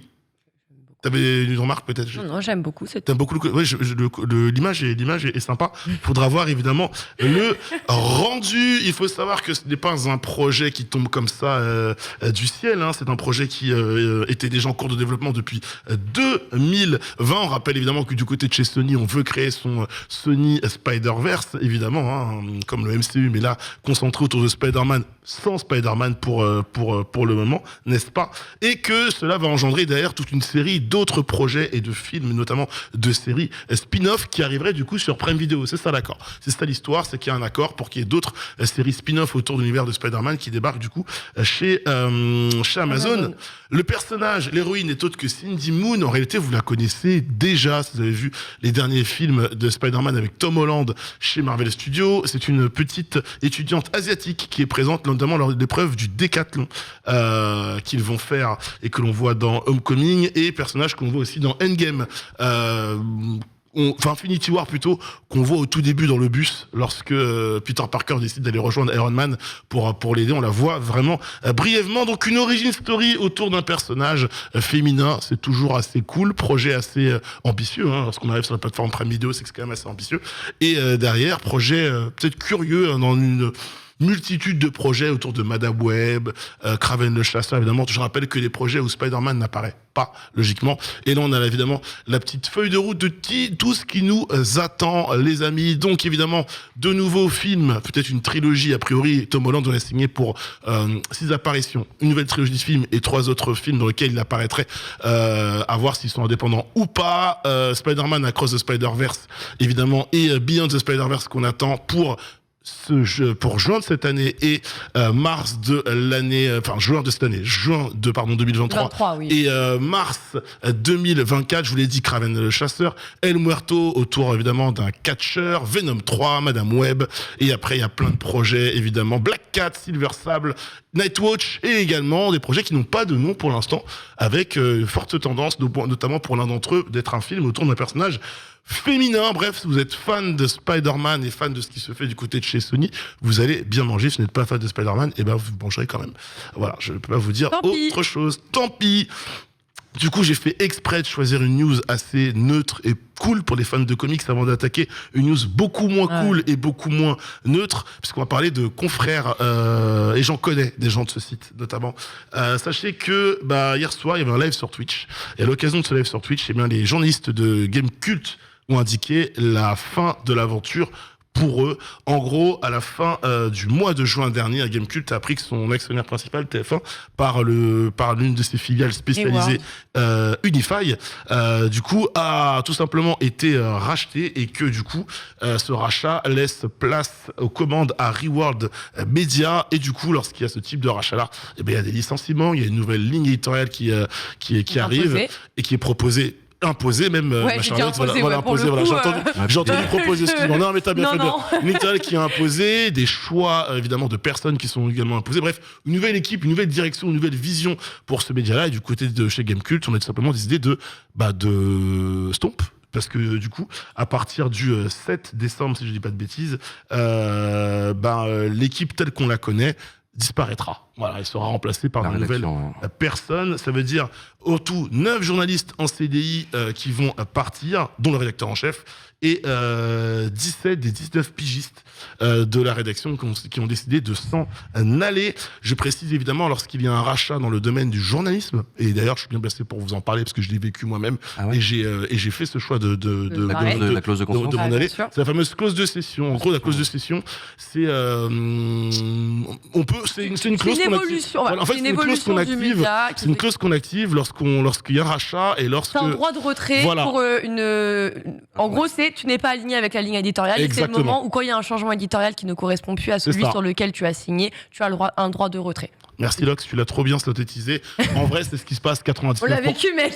C'est ce qui se passe 99% du temps. Il y a toujours le Quand il y a petit. changement de ligne. Voilà, ouais. il y Voilà. a toujours le petit 1% où tu peux te faire acheter et le patron dit bah on change rien. Et même si t'aimes pas ton patron, bah en vrai à part démissionner, tu peux rien faire d'autre. La clause de cession, c'est que tu pars avec des avantages. En fait, c'est une rupture à l'amiable. C'est-à-dire que tu dis à ton patron, je suis pas d'accord avec vous, il te dit bah très bien, bah tu pars avec des Ouais. Alors, bonnes c'est- indemnités. attention, On peut c'est pas te reprocher. Pas vraiment Oui. comme une Je l'ai- rupture à je l'ai- l'amiable. ouais, c'est ça. Sur Non, mais beaucoup de quand choses. je dis à l'amiable, c'est-à-dire que tu pars avec plus d'indemnités et plus d'avantages financiers que si tu démissionnais toi-même. En fait, Enfin, tu vois. moi, c'est un droit que si, voilà, c'est pas comme si Voilà. tu partais juste en mode je drop de mic et j'ai claqué la porte. Ouais, c'est pas Rupture une démission. conventionnelle, Qui on fait est que plus ça proche ne de la correspond rupture pas On peut pas te conventionnelle. reprocher d'avoir quitté ton poste ni d'avoir Tout à fait. démissionné. Voilà. On peut pas non plus tu peux pas non plus reprocher à ton patron de t'avoir viré. D'être acheté ou de changer. Ouais, c'est ça. Tu as Mm, juste, ok, on est d'accord sur le fait que je suis plus d'accord. Ouais. Donc je m'en vais et effectivement je bénéficie de. Ouais. Donc ouais, je me suis repris le terme plus exact, c'est peut-être plus rupture Conventionnelle. conventionnelle. Donc du coup, on rappelle que Gamecult est un site qui a été fondé en septembre 2000, que c'est l'un des tout premiers web sites de jeux vidéo, hein, littéralement, de magazines en ligne. Qu'en 2015, il avait choisi une formule qui avait été un peu décriée au début et quand même relativement acceptée, parce qu'il avait quand même 12 200 abonnés, à savoir mettre certains des articles et des enquêtes, notamment les gros dossiers qu'ils aimaient bien faire, en payant évidemment. Il fallait avoir un accès premium pour pouvoir y accéder, donc fonctionner sous le terme d'abonnement. Bref, c'est pas c'est dur, parce que je rappelle également que Gameblog est passé par là il y a de ça un an, si je dis pas de bêtises. Bah là, c'est Gamecult du coup qui voit sa rédaction historique, hein, je sais pas Et qui en plus avait, alors là on entend encore plus et on soutient encore plus bien évidemment, c'est que oui, c'était une des dernières lignes éditoriales de front, ouais, avec des coups de gueule. Alors, on pouvait avec un dire ton bien oui, particulier. des fois ils sont durs, machin, oui, mais du coup au moins c'est comme on sait, les tests c'est toujours les goûts qui sont propres à chaque Exactement. personne, chaque individu, et comme on parle beaucoup de liberté de presse et des médias, c'est hyper important, voilà, d'avoir encore quand même quelques passionnés. D'ailleurs, n'hésitez pas à aller les suivre tous individuellement, puisque ces passionnés le seront encore et continueront à partager leur passion avec vous. Ouais, ils avaient un ton bien particulier, une façon de noter bien particulière. Voilà, donc des confrères qui partent dans des conditions pas réjouissantes, et ça fait évidemment. Et on pas espère qu'ils vont plaisir. retrouver quelque chose Oui. et qu'on va continuer à lire leurs articles, quoi. C'est surtout ça. Exactement. On espère les revoir On ensemble. continuera à les suivre, Bah ouais. évidemment, et force au projet Gamecult derrière, avec ce rachat et les nouvelles têtes qui arriveront du coup pour remplacer celles qui sont parties. On enchaîne avec quelque chose de plus cool, hein, voilà. On va parler un petit peu de Pixar. Voilà, et d'une bande-annonce, celle d'Élémentaire, qui arrivera le 21 juin 2023. Évidemment, le pitch est simple. Quand les opposés s'attirent, la rencontre improbable dans le métro de deux éléments que l'on sait d'ordinaire incompatibles, à savoir le feu et l'eau. On est dans la ville d'Element City, où les quatre éléments principaux vivent: le feu, l'eau, la terre et l'air. Et le mieux, est-ce qu'on se regarde pas la bande-annonce en full, et derrière, on s'en reparle, c'est parti. La musique, C'est trop poétique. la musique est archi cool. Vous l'avez vu, Flamme, qui a l'air d'être une jeune fille intrépide, un capuche sur le crâne. Caractère bien trempé. Tu te reconnais un peu Gros dans le film, cas. Je suis flac. Je suis feu. Voilà. Non, je suis flamme. Et je suis Flac, évidemment, ça archi drôle. Évidemment. Je suis flamme. Jeune garçon qu'on a vu un brin timide, et donc ils vont se lier d'amitié, et ça va changer toutes les croyances de Flamme sur le monde dans lequel ils vivent. Il faut savoir que c'est le 27e long métrage du studio Pixar, qui s'est réalisé par Peter Sohn, qui avait notamment fait Le Voyage d'Arlo, et qui s'est inspiré à la fois de Zootopie et vice versa. Et quand on voit la bande-annonce, on voit un peu les influences, notamment de sa propre vie, hein. Les parents ont émigré de Corée au début des années 70 et monté une épicerie dans le Bronx, donc le melting pot, évidemment. Le choc des cultures, et c'est ce qui l'a conduit à notamment réaliser Élémentaire. Je rappelle, Disney Pixar qui arrivera du coup le 21 juin 2023 dans les salles. Et d'ailleurs, on vous a fait un petit sondage pour savoir si vous êtes hype ou pas hype par les images que vous avez vues. Est-ce que vous attendez élémentaire? Ici, est-ce que ça attend élémentaire du coup? Ouais, attends, je clique sur Toi, t'es- hype. toi, Je t'es clique team sur Flack. hype. Moi, j'ai déjà cliqué. Je suis hype. team flac, moi. Tu dis Team flac. Là, ça a l'air méga stylé, ouais, grave. Non, ça a Ouais. l'air 100%. Bien. Très bon Pixar. Ah, Pixar est très bon là-dessus en fait. Des fois, il n'y a pas besoin d'aller chercher extrêmement loin. Tu Ouais. reprends les 4 éléments de base, tu les resuperposes dans un univers assez futuriste et Mhm. tu recrées une histoire très lambda de personnes qui ont un coup de foudre un peu dans le métro, tu vois. Ouais, mais c'est Flack et c'est Flamme, donc ça passe bien. Et Je suis hypé par le nom du héros Flack, ça me fume. Je trouve ça ah, extraordinaire. Flamme. C'est d'une Elle a un chara-design trop stylé. d'une facilité solo, il s'appelle Flack. Je trouve ça c'est simple, non un peu plus efficace. Et un Pixar qui sort au cinéma. On Et rappelle qu'il y en a pas mal ouais. sortis sur Disney+. On aurait aimé en voir On certains au préfère les cinéma. voir au ciné. On préfère les voir au ciné, on mange très bien. Autre projet qui va peut-être manger un peu mieux, si je vous parle de Battlefield 2042, peut-être l'un des gros pétards mouillés du jeu vidéo de ces dernières années, parce qu'on la guerre Ouais. totale, on s'attendait à vivre Alors un qu'on truc de l'attendait fou. tous. Voilà, même les gens qui ne jouaient pas à Battlefield étaient en mode je veux jouer à ce jeu. Mais oui. Quelques heures plus tard, je ne veux plus jouer à ce jeu parce que des choix de design pas fous et surtout des bugs, beaucoup de bugs. Et finalement, le jeu n'était pas la promesse que nous avait pu nous faire espérer, notamment en termes de bande-annonce.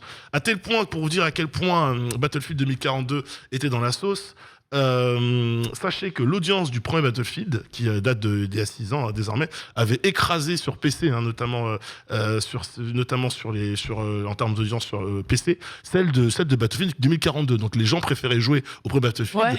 qu'à Battlefield Ah ouais, 2042. on en Que était ce soit là. Battlefield V ou Battlefield 1, là, Exactement. clairement, Donc, c'était le triple, voire quadruple, voire Exactement. plus, quoi. En clair, on a dit, on préfère jouer à l'ancien jeu qu'à votre truc là, qui est fou, qui est truffé et bourré de bugs. Et c'est vrai que vous savez, les FPS marchent par saison. Il y a déjà eu 2 saisons pour Battlefield 2042 qui n'ont pas fait l'unanimité. Loin de là, sauf que on veut pas lâcher l'affaire du côté du studio DICE.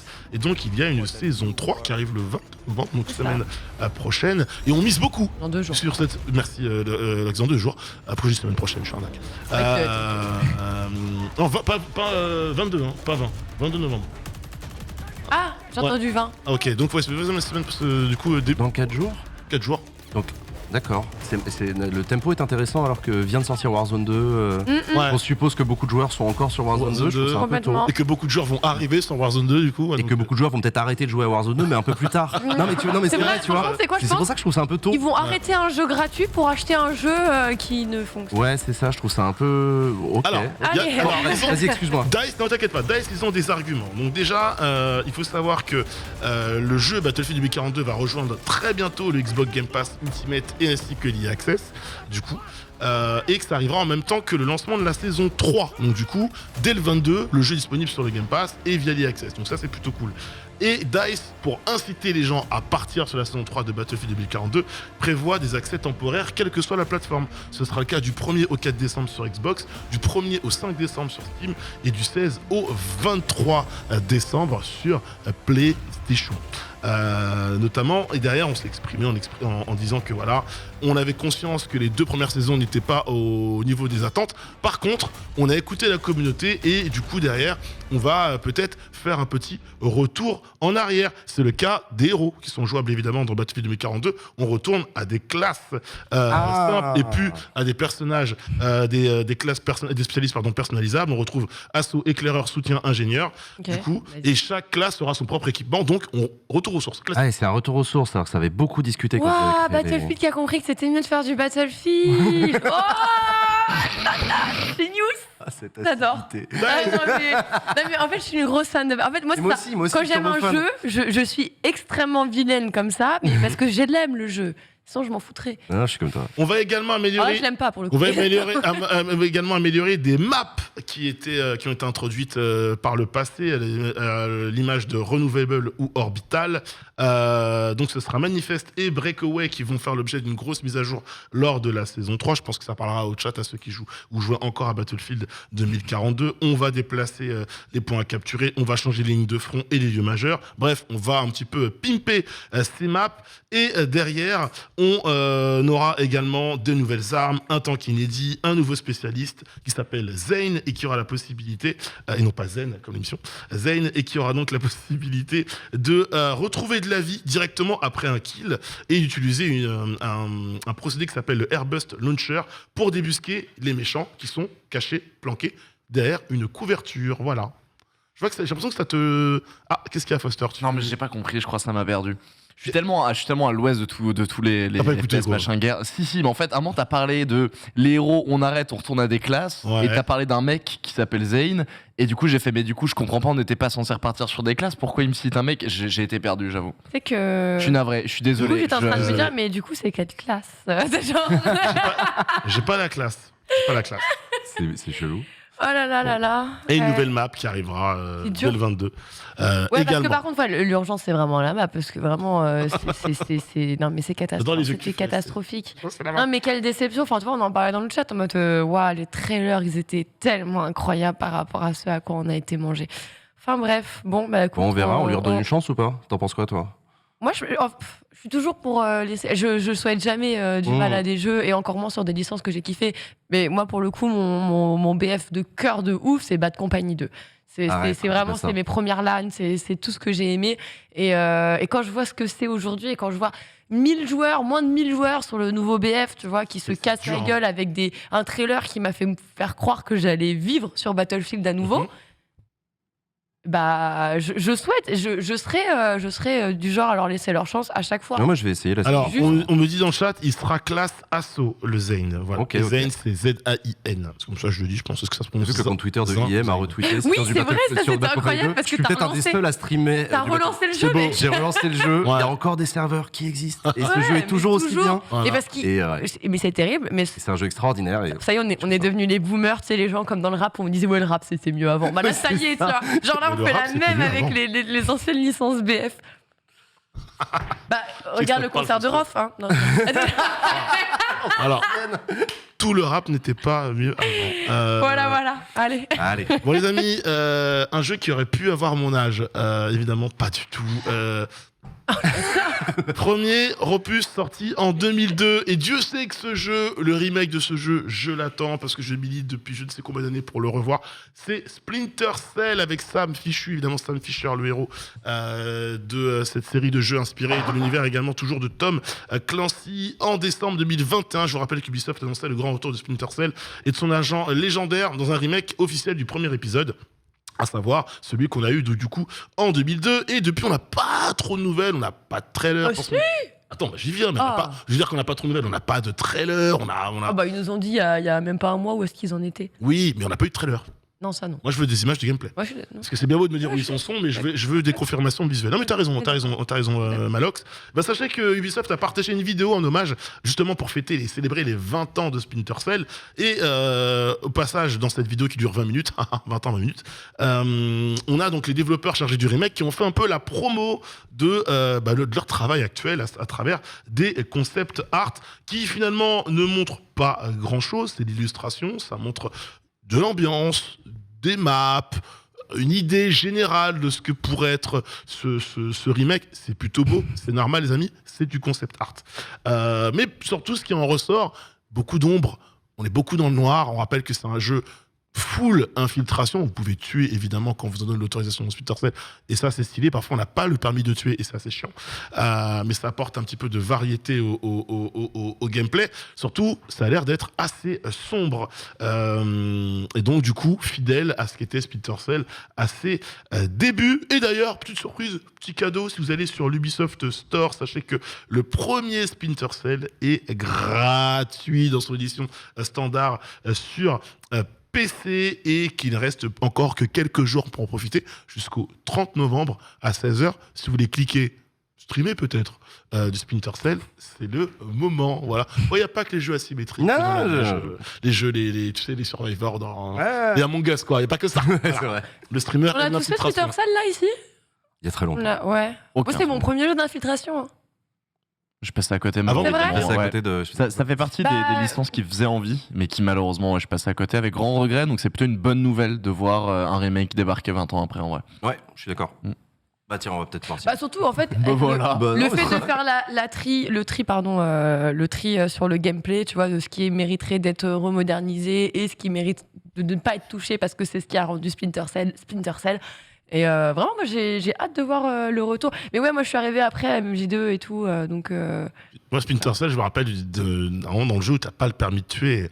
attention, hein, tu spoil pas. Hein. C'est frustrant, c'est frustrant. Et d'un boss que j'avais tué random, j'avais pas à le battre, j'ai mis une balle au hasard, headshot, mort. J'ai dit waouh, j'ai fini le jeu. Des grands souvenirs. Voilà. Non, mais ça marque, ça marque. C'est incroyable. À l'époque, je streamais pas. Je faisais vraiment qu'un headshot comme ça en stream. Ça a été assez drôle. On va parler un peu cinéma. Est-ce que c'est allé dans les salles récemment? Non. Oui. Pourquoi? Oh J'ai vu Everything, Anything, là, Everywhere All at Once, Ouais.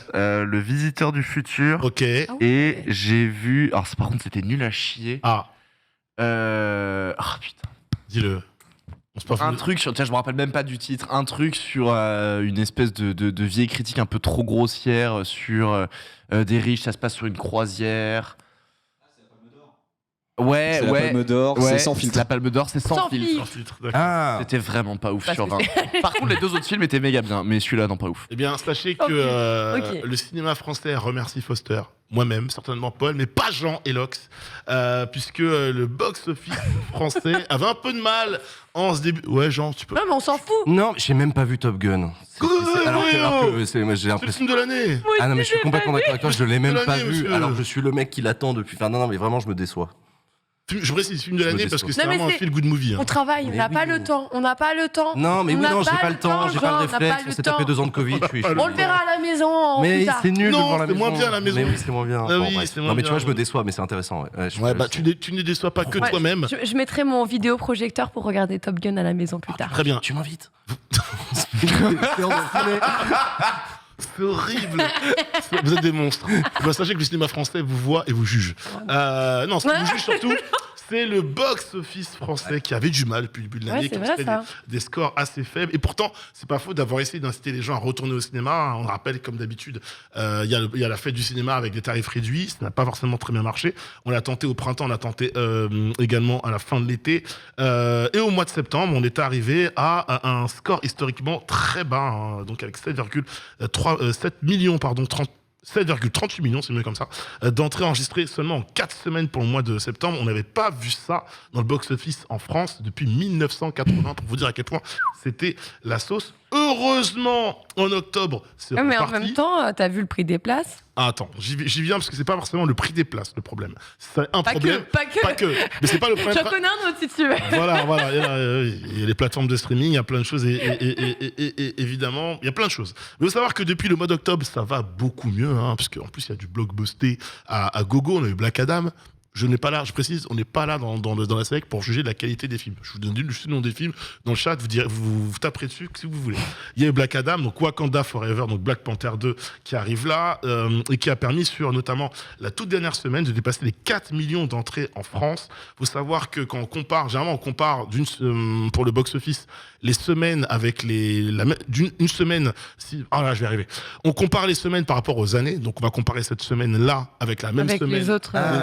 Les années avant, et on constate que c'est des chiffres qu'on retrouve, des bons chiffres qu'on retrouvait avant le Covid. Ah, d'avant Covid, oui, c'est ça. Voilà, J'allais d'avant me Covid. dire, parce que si on compare avec le Covid. Voilà. Non, mais parce qu'avec le d'avant Covid, il y a Covid. la chute, elle bon a été catastrophique. En fait, il faut savoir Ok, que d'accord. l'année record pour le box-office en France, c'était 2019, avec des chiffres, Ah ouais des chiffres vraiment imposants, donc juste avant. Il y a le des Covid. films qui expliquent ça cette année-là, 2019 Attends, c'est une pure curiosité, je sais pas. Peut-être que le chat vous en souvenez, 2019, c'est quoi qui est sorti J'ai pas tous les films sortis en 2019, donc je sais ne pas, peux pas je te sais pas. répondre. Mais bref, c'était Bref. une année record, et du coup, on retrouve des chiffres un peu plus décents. Bref, les compteurs repartent un petit peu au vert, et ça c'est cool. Donc ça concerne évidemment des blockbusters, mais ça concerne aussi des films français. Novembre, notamment, a aussi réalisé un bon score puisqu'il a dépassé le million. Le film Maison de retraite, qui en début d'année aussi avait dépassé le million. On a aussi des productions d'horreur comme Smile, qui a fait son million en France. Donc ça c'est plutôt cool. Et cette remontée, elle est positive pour les professionnels du cinéma, parce qu'ils étaient vraiment inquiets, et beaucoup d'études ont montré qu'en réalité, c'est pas le prix des places. qui arrive en numéro 1 pour expliquer la chute des fréquentations des cinémas. C'est quoi, C'est pas l'abonnement aux plateformes de streaming. Ah, Attention, c'est pas Netflix. quand je dis ça, je dis pas que ce n'est pas important. Non, c'est pas numéro 1. Voilà, c'est pas le Je suis numéro 1. curieux, c'est quoi? C'est tout simplement la perte d'habitude. J'en étais sûr. Les gens J'allais ont le coller. perdu l'habitude d'aller et de se faire à leur sortie au Cinoche. Ils ont pris l'habitude de regarder les films en streaming. Ils ont pris cette habitude-là un petit Ah peu oui, d'accord. d'être là, Netflix, Amazon, je vais l'acheter direct. Et comment ils draguent les jeunes de nos jours? Tu vois, je suis complètement d'accord avec ça, mais une perte d'habitude, ça ne se fait pas comme ça non plus. C'est-à-dire que tu as beau avoir perdu l'habitude, mais tu vas, elle va grandir avec le temps parce que Ouais. tu as payé 14 balles ta place de ciné, et Ouais. les gens, ils étaient chiants, ils étaient relous et machin. Ce qui fait qu'en fait, dans ton cerveau, tu commences déjà à l'assimiler à quelque chose. C'est pas 14 balles partout, la raison. Oui, c'est pas 14 balles partout, mais la dernière fois que j'étais au ciné, j'ai quand même payé plus de 14 balles parce qu'en plus, j'ai pris à bouffer. En moyenne, Genre- c'est 7 € la place Mais- de ciné en France. Mais voilà. Ouais, 7 euros, mais mais tu rajoutes le coca et le Mais popcorn. tu veux pas de coca et de popcorn, c'est tout. Ou tu manges avant. Ah ouais, bah super, et bah mes neveux, je vais leur dire quoi en Tu fait as ton sandwich dans ton vieux truc. Non, Non, mais- t'as pas un Du truc coup, au sandwich, je tu crois. vois, genre, je plaisante. trouve que moi, cette habitude, j'ai senti que je l'avais perdue. Mais pourquoi je l'ai perdue? C'est parce que même quand j'y suis retournée, je n'ai pas repris cette habitude. Je l'ai D'accord. perdue et j'ai encore plus perdu en me disant, ouais, bah franchement, la prochaine fois, autant Non, le mais faire à la maison, quoi. Je suis en train de me dire, je suis comme les gens. C'est-à-dire que je dois bien avouer que c'est une perte d'habitude. Le Non, mais Covid m'a C'est ça. coupé de cette petite même moi. habitude de la sortie Cinoche de temps en temps, quoi. Ouais, Même ouais, moi, non, alors, c'est vrai. pour le travail, il y a beaucoup de films que je vais aller voir pour pouvoir en parler en émission, faire des chroniques, des reviews.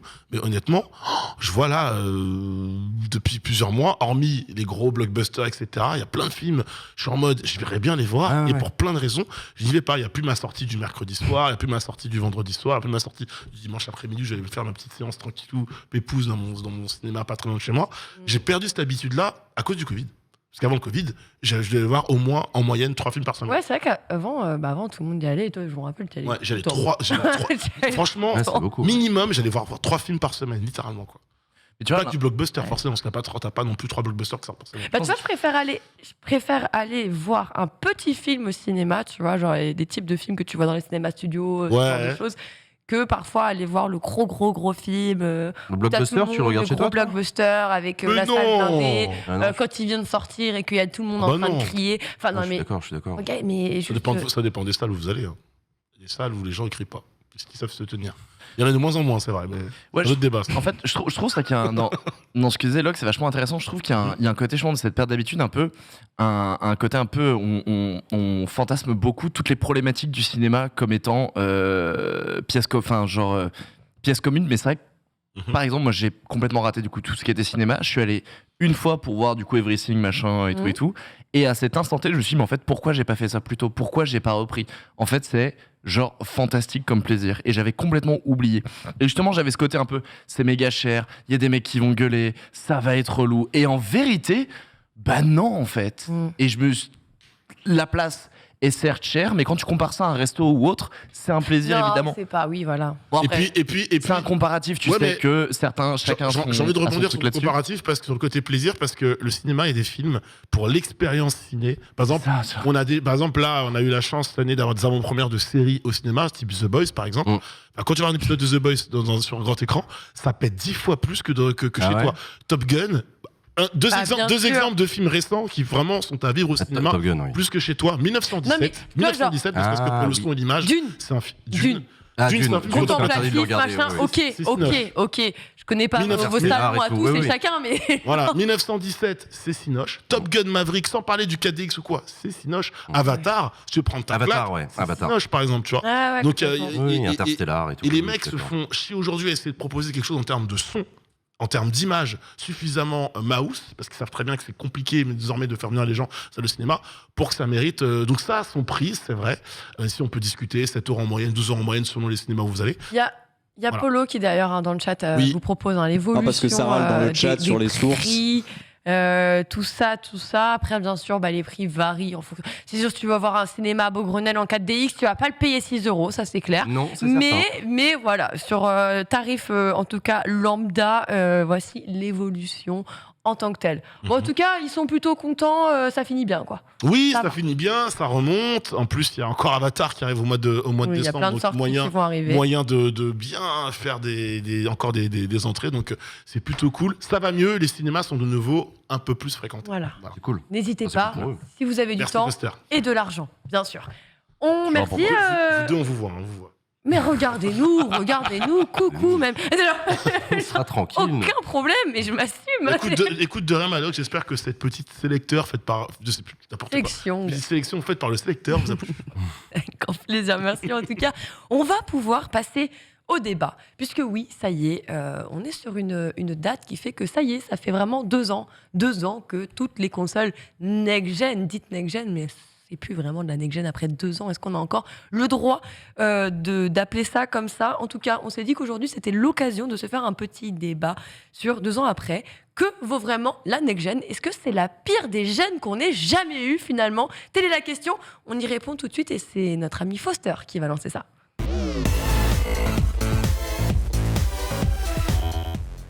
Oui, introduction, débat en effet. On m'a dit, frérot, on va falloir parler Xbox, va falloir parler PlayStation. Faut essayer de faire le petit bilan, lancer un peu les billes pour qu'après on puisse discuter ensemble. L'idée n'est pas. Je suis pas d'accord. Voilà, c'est ça le truc. Que on va commencer par inspirer très fort et expirer énormément. Sois bon, parce que j'ai déjà fait avec Joël, il a perdu, donc sois bon. Le but n'est pas de faire la guerre. Je suis navré de te décevoir. Je te sens après le sujet Battlefield, après le sujet cinéma. Oui, je t'ai veux battre. senti un peu, voilà. Ouais. C'est pas le but. Tranquille, on est là pour faire un bilan comparatif, peut-être, mais juste un bilan. Pas de guerre. Pas de guerre ici. Je retire, j'ai écrit baston dans le chat. Je retire tout de suite. Alors, évidemment, après 2 ans, on rappelle que la PS5 est sortie le 20 mars, les Xbox, alors on met les séries ensemble, hein, X et S, bien le sûr. 10 novembre. Petite question rapide, est-ce que vous savez à combien elles se sont vendues? Les En combien d'exemplaires ou à combien Ouais. d'euros? d'exemplaires. L'exemplaire. Ouais, PlayStation Aujourd'hui- et les maintenant- Xbox maintenant, Series aujourd'hui ensemble. Maintenant, Alors, on aujourd'hui. est Oh, à hier, 20 mes millions chiffres. quasiment Ouais. pour PlayStation. À 20 millions, j'aurais dit. Et Ouais. on est pour Xbox. Oh, j'ai vu le chiffre il n'y a pas longtemps. Ça, c'est que en Ile-de-France. Non. C'est juste- Certainement que ouais. Que dans le 13e, dans le 14e arrondissement. De fou, ouais. Juste dans. Ah, ici la Moulax. Non, je sais Cache pas. machine, la cache machine. Et attends, Xbox, si je dis pas de bêtises, on est quasiment sur. Non, on a un petit. Moi, j'aurais dit 11. 11 millions pour Alors, Xbox. En plus. selon VG Charts, on est à 25 millions On est à plus pour Xbox. pour les PlayStation 5. Ouais. Et pour l'Xbox, on est à 17 À 17. millions 99. On va arrondir à 18 millions parce que Ouais, ça va être j'étais à relou 15 et dire. quelques, mais oui. Du coup, une PlayStation 5 en avance au niveau de au sortie, niveau la des date. ventes aujourd'hui. On était aussi en avance par rapport à la date, hein, 20 mars face effectivement. à 10 novembre. On est quand même à, si je fais des calculs mentaux, à 7 mois, 6 mois, 8 mois d'avance sur de vente par rapport à l'un à l'autre. Mhm. Sur 2 ans, ça fait quand même un petit paquet. C'est On va quand pas même, se le oui, cacher, oui. un truc quand même assez énorme. Ça représente. On a en termes d'exclus sur PlayStation 5, on va citer par exemple PlayStation 5 et PS4 4. aussi. Tu On va peux le dire, tu peux le les dire. deux. On a du Ghostwire, les Last of Us, le Final Fantasy XVI Ouais. qui va pas tarder à débarquer, les Horizons, la majeure partie des jeux T'as Spider-Man, Returnal, du coup. Returnal, Demon's Souls notamment, Ouais. la raison pour laquelle j'adorerais avoir une PlayStation et Bloodborne, mais ça c'est une autre histoire. Et bref, toutes les exclus PS4. Ensuite, d'un point de vue exclu PC, on va avoir des Crossfire X, notamment Exomecha, Scorn par exemple, aussi des Grandi, tous les Forza évidemment, Stalker 2, les Redfall, Starfield, et des annoncés tels que Fable, Avowed et Hellblade numéro Oh là là. 2. Peut-on parler d'exclus Xbox, lorsqu'on sait que c'est également plutôt des exclus Microsoft, donc également PC, dont notamment certaines qui ont été représentées hier au PC. Quand t'as le Game Pass sur le PC, oui, quelque part, ça reste une exclusivité Microsoft. Gaming Show, Ça tout reste, à fait. voilà, ça reste Xbox en fait. C'est ça. Ouais. Ouais, enfin, c'est important, je pense, de Ouais, mais marquer c'est parce voilà, que la différence. ça sort de l'écosystème console. Oui, d'accord. C'est ça, tu vois. Là, on est en train de faire un comparatif PlayStation, Xbox, Ok. tu vois, et on parle d'exclus PlayStation qui... Je me tais, continue. Non, parce que c'est un point intéressant. Tout à fait. On est là pour débattre de toute façon, donc c'est parfait. Petit que ça baston, mène petit ça. baston, continue. Et on a également évidemment des offres online, des offres à abonnement, on fait bien d'en parler. Xbox Game Pass, enfin Microsoft Oui. Game Pass qui va de 10 à 13 euros par mois, ce qui est littéralement une place de cinéma. Et de l'autre côté, pour le PlayStation Network, ça va de 9 à 17 euros par mois, dépendant également des offres, des jeux que vous avez Ouais. accès, mode en ligne, etc. J'ai pas tous les détails de chacun des points, mais on peut de toute façon rapidement revérifier ces informations. En termes de prix, par contre, de console, PS5, ça va de 450 à 550 €. On rappelle que ça s'est pris une petite augmentation de 50 ou 75 balles. 50. C'est les premiers, parce que les autres vont suivre, mais pas tout de suite. Les autres devraient suivre, pardon, mais pas tout de suite. On rappelle 8 mois d'avance, la PlayStation 5. Xbox a dit non. Pas pour le moment. Non, Xbox a dit non.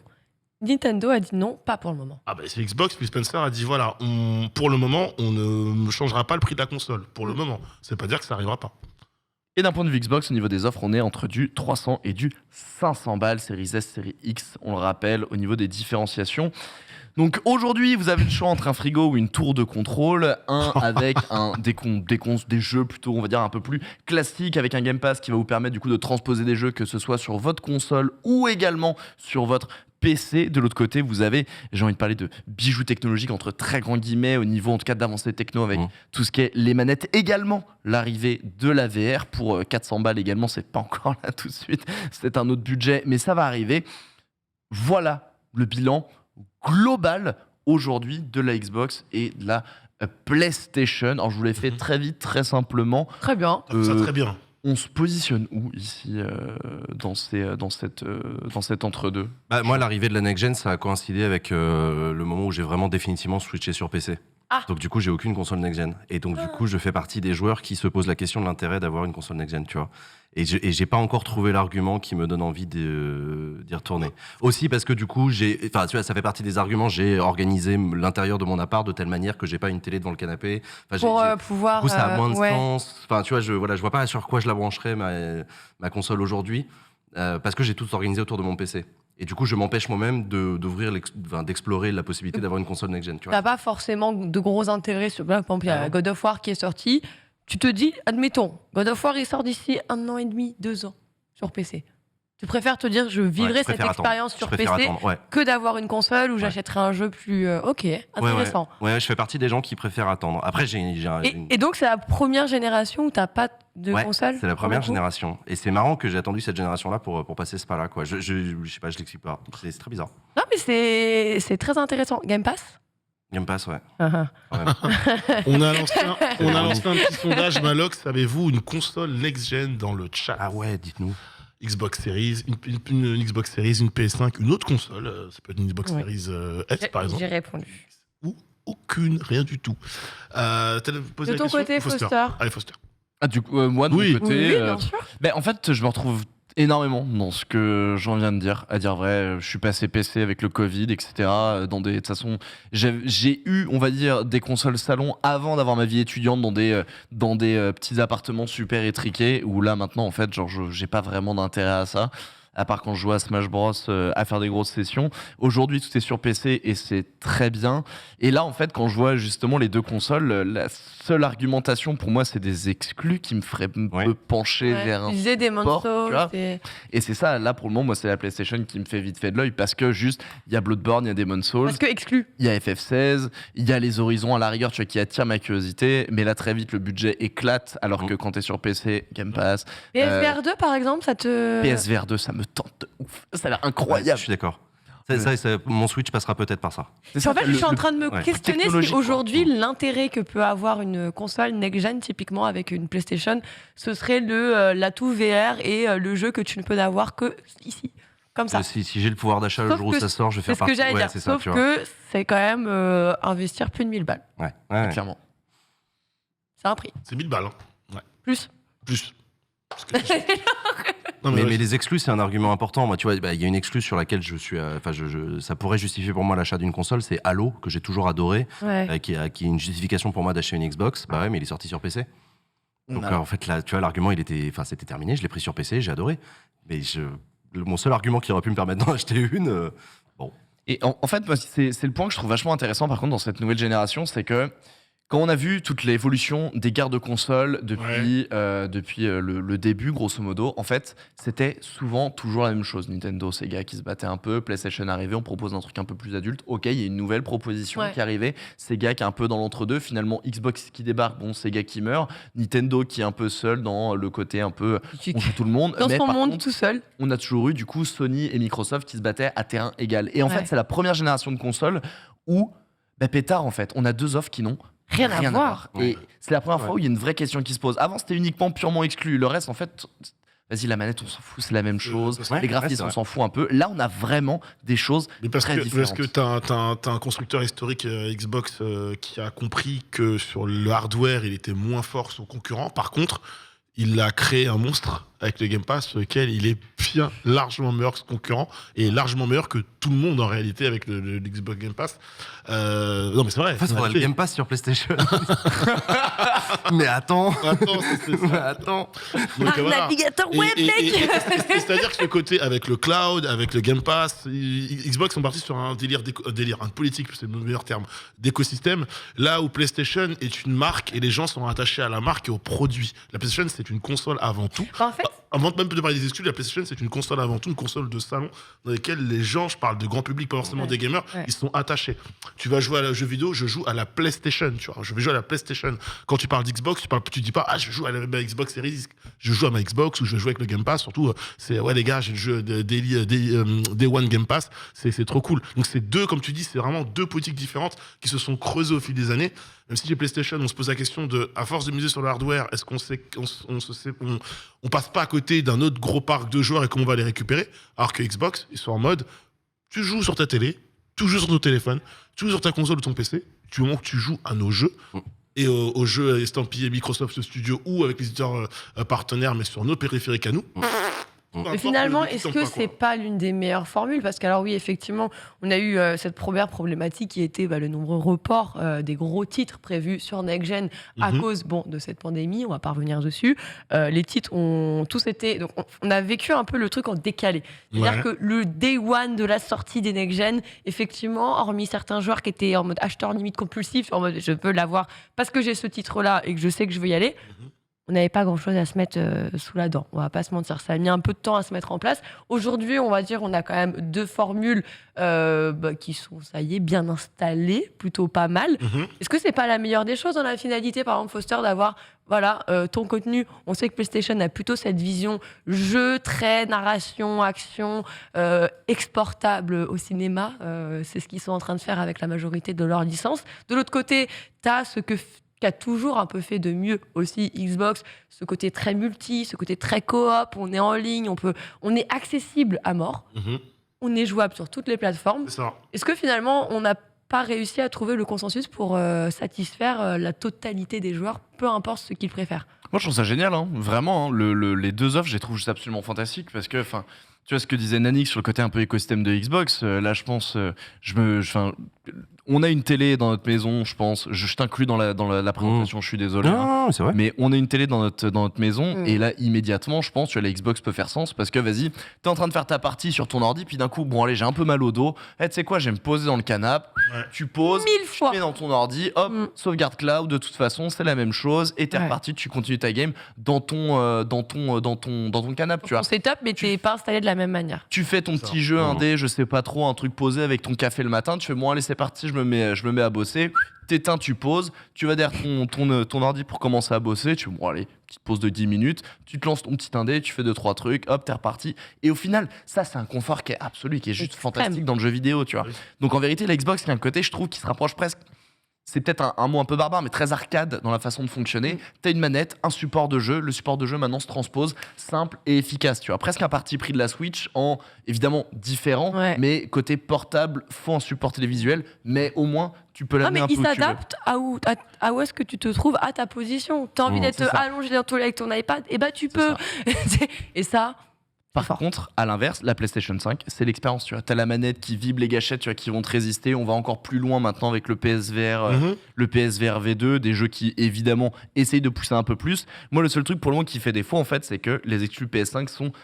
T'en parlais au lancement, étaient maigres, et en vérité, je les trouve toujours un peu encore maigres. Ouais. T'as des gros titres qui vont arriver. Final Fantasy XVI, Ouais. Ouais. tape du poing sur la table, Ouais. évidemment. FF7 pour tous les nostalgiques, Mhm. ça tape du poing sur la table. Demon's Souls, Bah, Bloodborne, Ouais, mais regarde ça. Comme là avec God of War, moi j'ai Ouais. toujours dit depuis le lancement de la console, j'ai dit tu vas voir, ça va se vendre, hein, bien sûr, il y en a, ils vont acheter, il va y avoir Mhm. ça. Il y a Ratchet et Clank, moi Ratchet et Clank ça aurait pu être un. Moi j'ai dit j'achète Day One si Sly Cooper, il y en a pas. C'est l'un des plus Y a beaux jeux pas de la- eu. c'est l'un des plus beaux jeux de la console, j'étais encore aujourd'hui. Et oui, et tu sais quoi, de tout ce que j'ai fait sur PS5, et Ouais. bon, j'ai pas fini Demon's Souls, j'avoue. Le dragon, il m'a saoulé. Et, et- mais tu vois, genre, Ratchet et Clank, à l'heure actuelle, c'est mon expérience préférée PlayStation. Après, j'aime beaucoup la licence. Mais donc je te rejoins sur. Avant un God of War, pour moi, il n'y avait pas de véritable raison de vraiment acheter, sauf si tu as kiffé un balle en 2018 et que tu as envie de ne pas attendre, de ne pas te faire spoiler Ragnarok. Mais je comprends que ce soit encore maigre. Mais mais juste, je vois pas mal de messages dans le chat et on est globalement d'accord avec ce que vous dites en plus dans le chat, les amis. Mais j'insiste bien sur. Parce que tu as parlé de la DualSense, ça me rappelle aussi un argument que j'arrêtais pas de dire aussi à l'époque, c'est que quand PlayStation arrive, il casse tout. Support CD, ensuite support multimédia, appareil photo, musique sur ta console. C'était plus qu'une console de salon. Et en fait, ça a marqué le grand public. Ça a marqué la mère de famille, ça a marqué le père de famille, ça a marqué le joueur occasionnel, pas l'hardcore gamer ou le gros joueur de jeux vidéo que nous sommes tous sur le plateau ou dans le chat. Donc, il y a des exclus d'un côté qui vont nous parler à nous. Et pour les gens qui ne sont pas forcément très exclus, qui achètent 1 ou 2 ou 3 jeux par an, c'est vraiment le produit. PlayStation, c'est un produit sur lequel tu es attaché. C'est d'ailleurs pour ça que la console était en mode il me faut une PS5 à Noël et se vend plus que des Xbox parce que sur le hardware, sur la console, PlayStation avait une longueur d'avance. Après, sur le côté, aujourd'hui, les excuses que tu disais par rapport à la next-gen, il faut voir un truc, c'est que quand tu regardes bien les générations de consoles, c'est souvent le même schéma. C'est-à-dire qu'entre deux générations, généralement, la durée de temps pour passer d'une génération à une autre, pour faire la transition, c'est 2 ans. 2, voire 3. Mais globalement, c'est plutôt 2 ans. Là, tu y es, tu as fait 2 ans, donc tu arrives à la fin des 2 années. Il y a FF16 qui arrive du coup, mais c'est quoi, une excuse temporaire a priori, FF16 On sait pas trop. Ouais, ce serait temporaire. Potentiellement temporaire, mais je ne crois pas. Je ne crois pas, mais je peux me tromper là-dessus. Que ce soit une temporaire ou pas du tout. Alors, c'est temporaire, mais je crois que c'est même pas annoncé sur la durée et tout. Hein. Ouais, on sait que la com se fait par le biais de PlayStation et que le jeu sera porté par PlayStation, mais puis que Square Enix et PlayStation ont des bons rapports. Logiquement, ça peut être comme pour les remakes une exclusivité temporaire, à voir, j'en sais rien. Mais toujours est-il que les gros jeux, j'ai l'impression que les gros jeux vraiment arrivent véritablement l'année prochaine. Donc, est-ce qu'il faut être inquiet par ce début de gène un peu tout sauteux ? Oui et non. En vrai, le Covid a vraiment tué le game, je pense, et fait que beaucoup de projets ont pris du retard, parce que les studios n'ont pas pu bosser comme ils le voulaient. Certains projets ont dû être même annulés ou même report. On voit le nombre paquet de jeux qui ont été report à quelques mois de leur sortie. Après, c'est juste embêtant, parce que c'est vrai que c'est la gêne qui devait te faire franchir un cap, véritablement, et t'attends toujours même ce cap visuel. C'est vrai que sur PS5, j'en parlais tout à l'heure, mais le seul vrai jeu qui te met une grosse claque, arrêtez-moi dans le chat si je me trompe, que j'ai vu, pour moi c'est Ratchet & Clank. Okay. Tout le reste est beau. Parce qu'on en parle un peu dans le chat. Returnal, tu l'as testé? Parce que je l'ai testé. Moi, ma claque PS5, ça a été Returnal. Ah ouais? C'est pas mon type de jeu après. Je suis le pire gameplay de France. Donc, pour moi, que ce soit les musiques, que ce soit vraiment le sound design de ce jeu, l'originalité, même, vraiment, ils sont partis chercher plein de trucs. Je le trouve exceptionnel. Malheureusement, pas assez récompensé. Ouais, mettez des belles images de Returnals.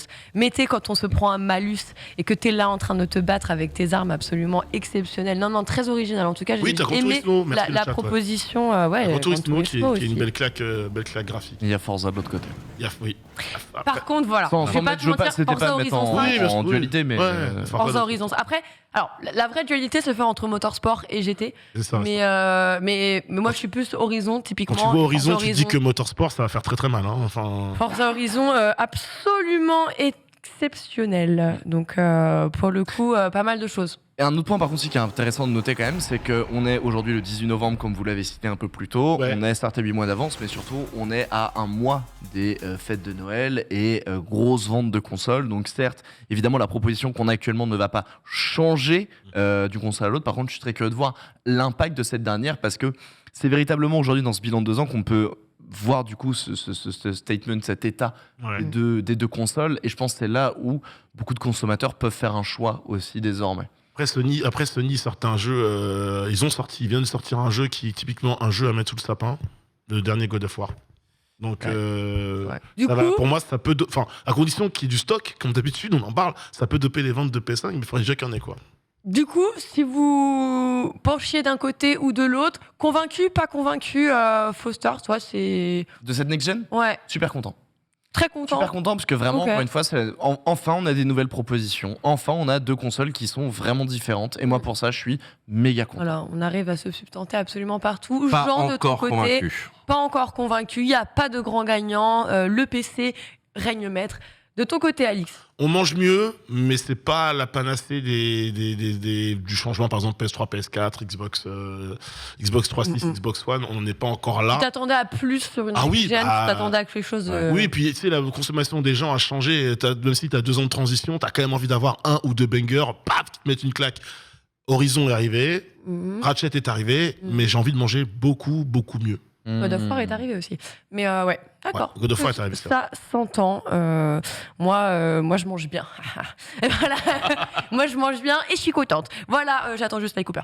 On va pouvoir enchaîner là-dessus, puisque oui, il nous reste une petite archive. Heureusement tout de qu'elle même. n'était pas là sur ce débat. Juste une parenthèse. Il nous aurait fait chier avec la Switch.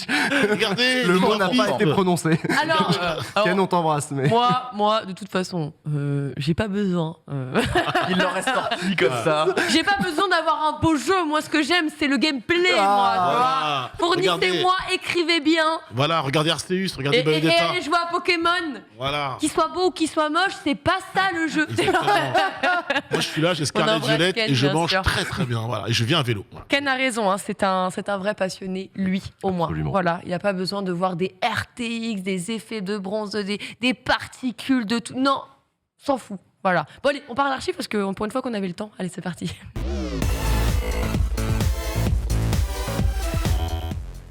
Mais t'as tellement raison, Jean.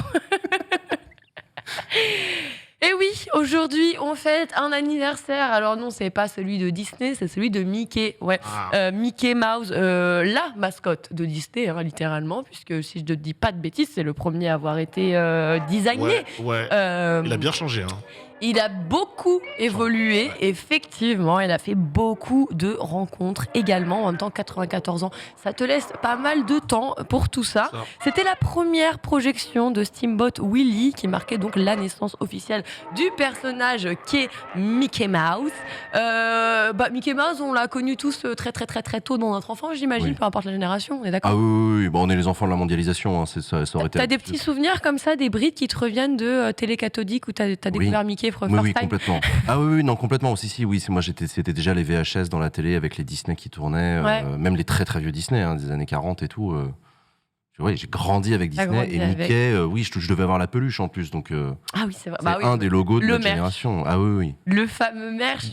Foster, toi aussi, tu as un souvenir particulier, une remontrance envers ce personnage? Aucun souvenir spécifique parce que justement, en fait, il a toujours été là, tu vois. Ouais. Donc, littéralement, j'ai pas de moment clé Il à a base toujours de. fait partie il du est rentré- paysage, c'est Bah, un meuble. En vrai, ouais, tu vois, littéralement. Donc c'est vrai que je vois pas de moment clé où j'ai Mickey dans ta découvert maison, quoi. Mickey, tu vois. Ouais. Mickey chez toi, quoi, littéralement. Ok. Dans ta chambre. Ok. Un peu badant, Un ouais. souvenir marquant Moi, de le Mickey? souvenir marquant, c'est je me rappelle, j'avais découvert en lisant les petits journaux de Mickey, etc., que le premier nom de Mickey, c'était Mortimer.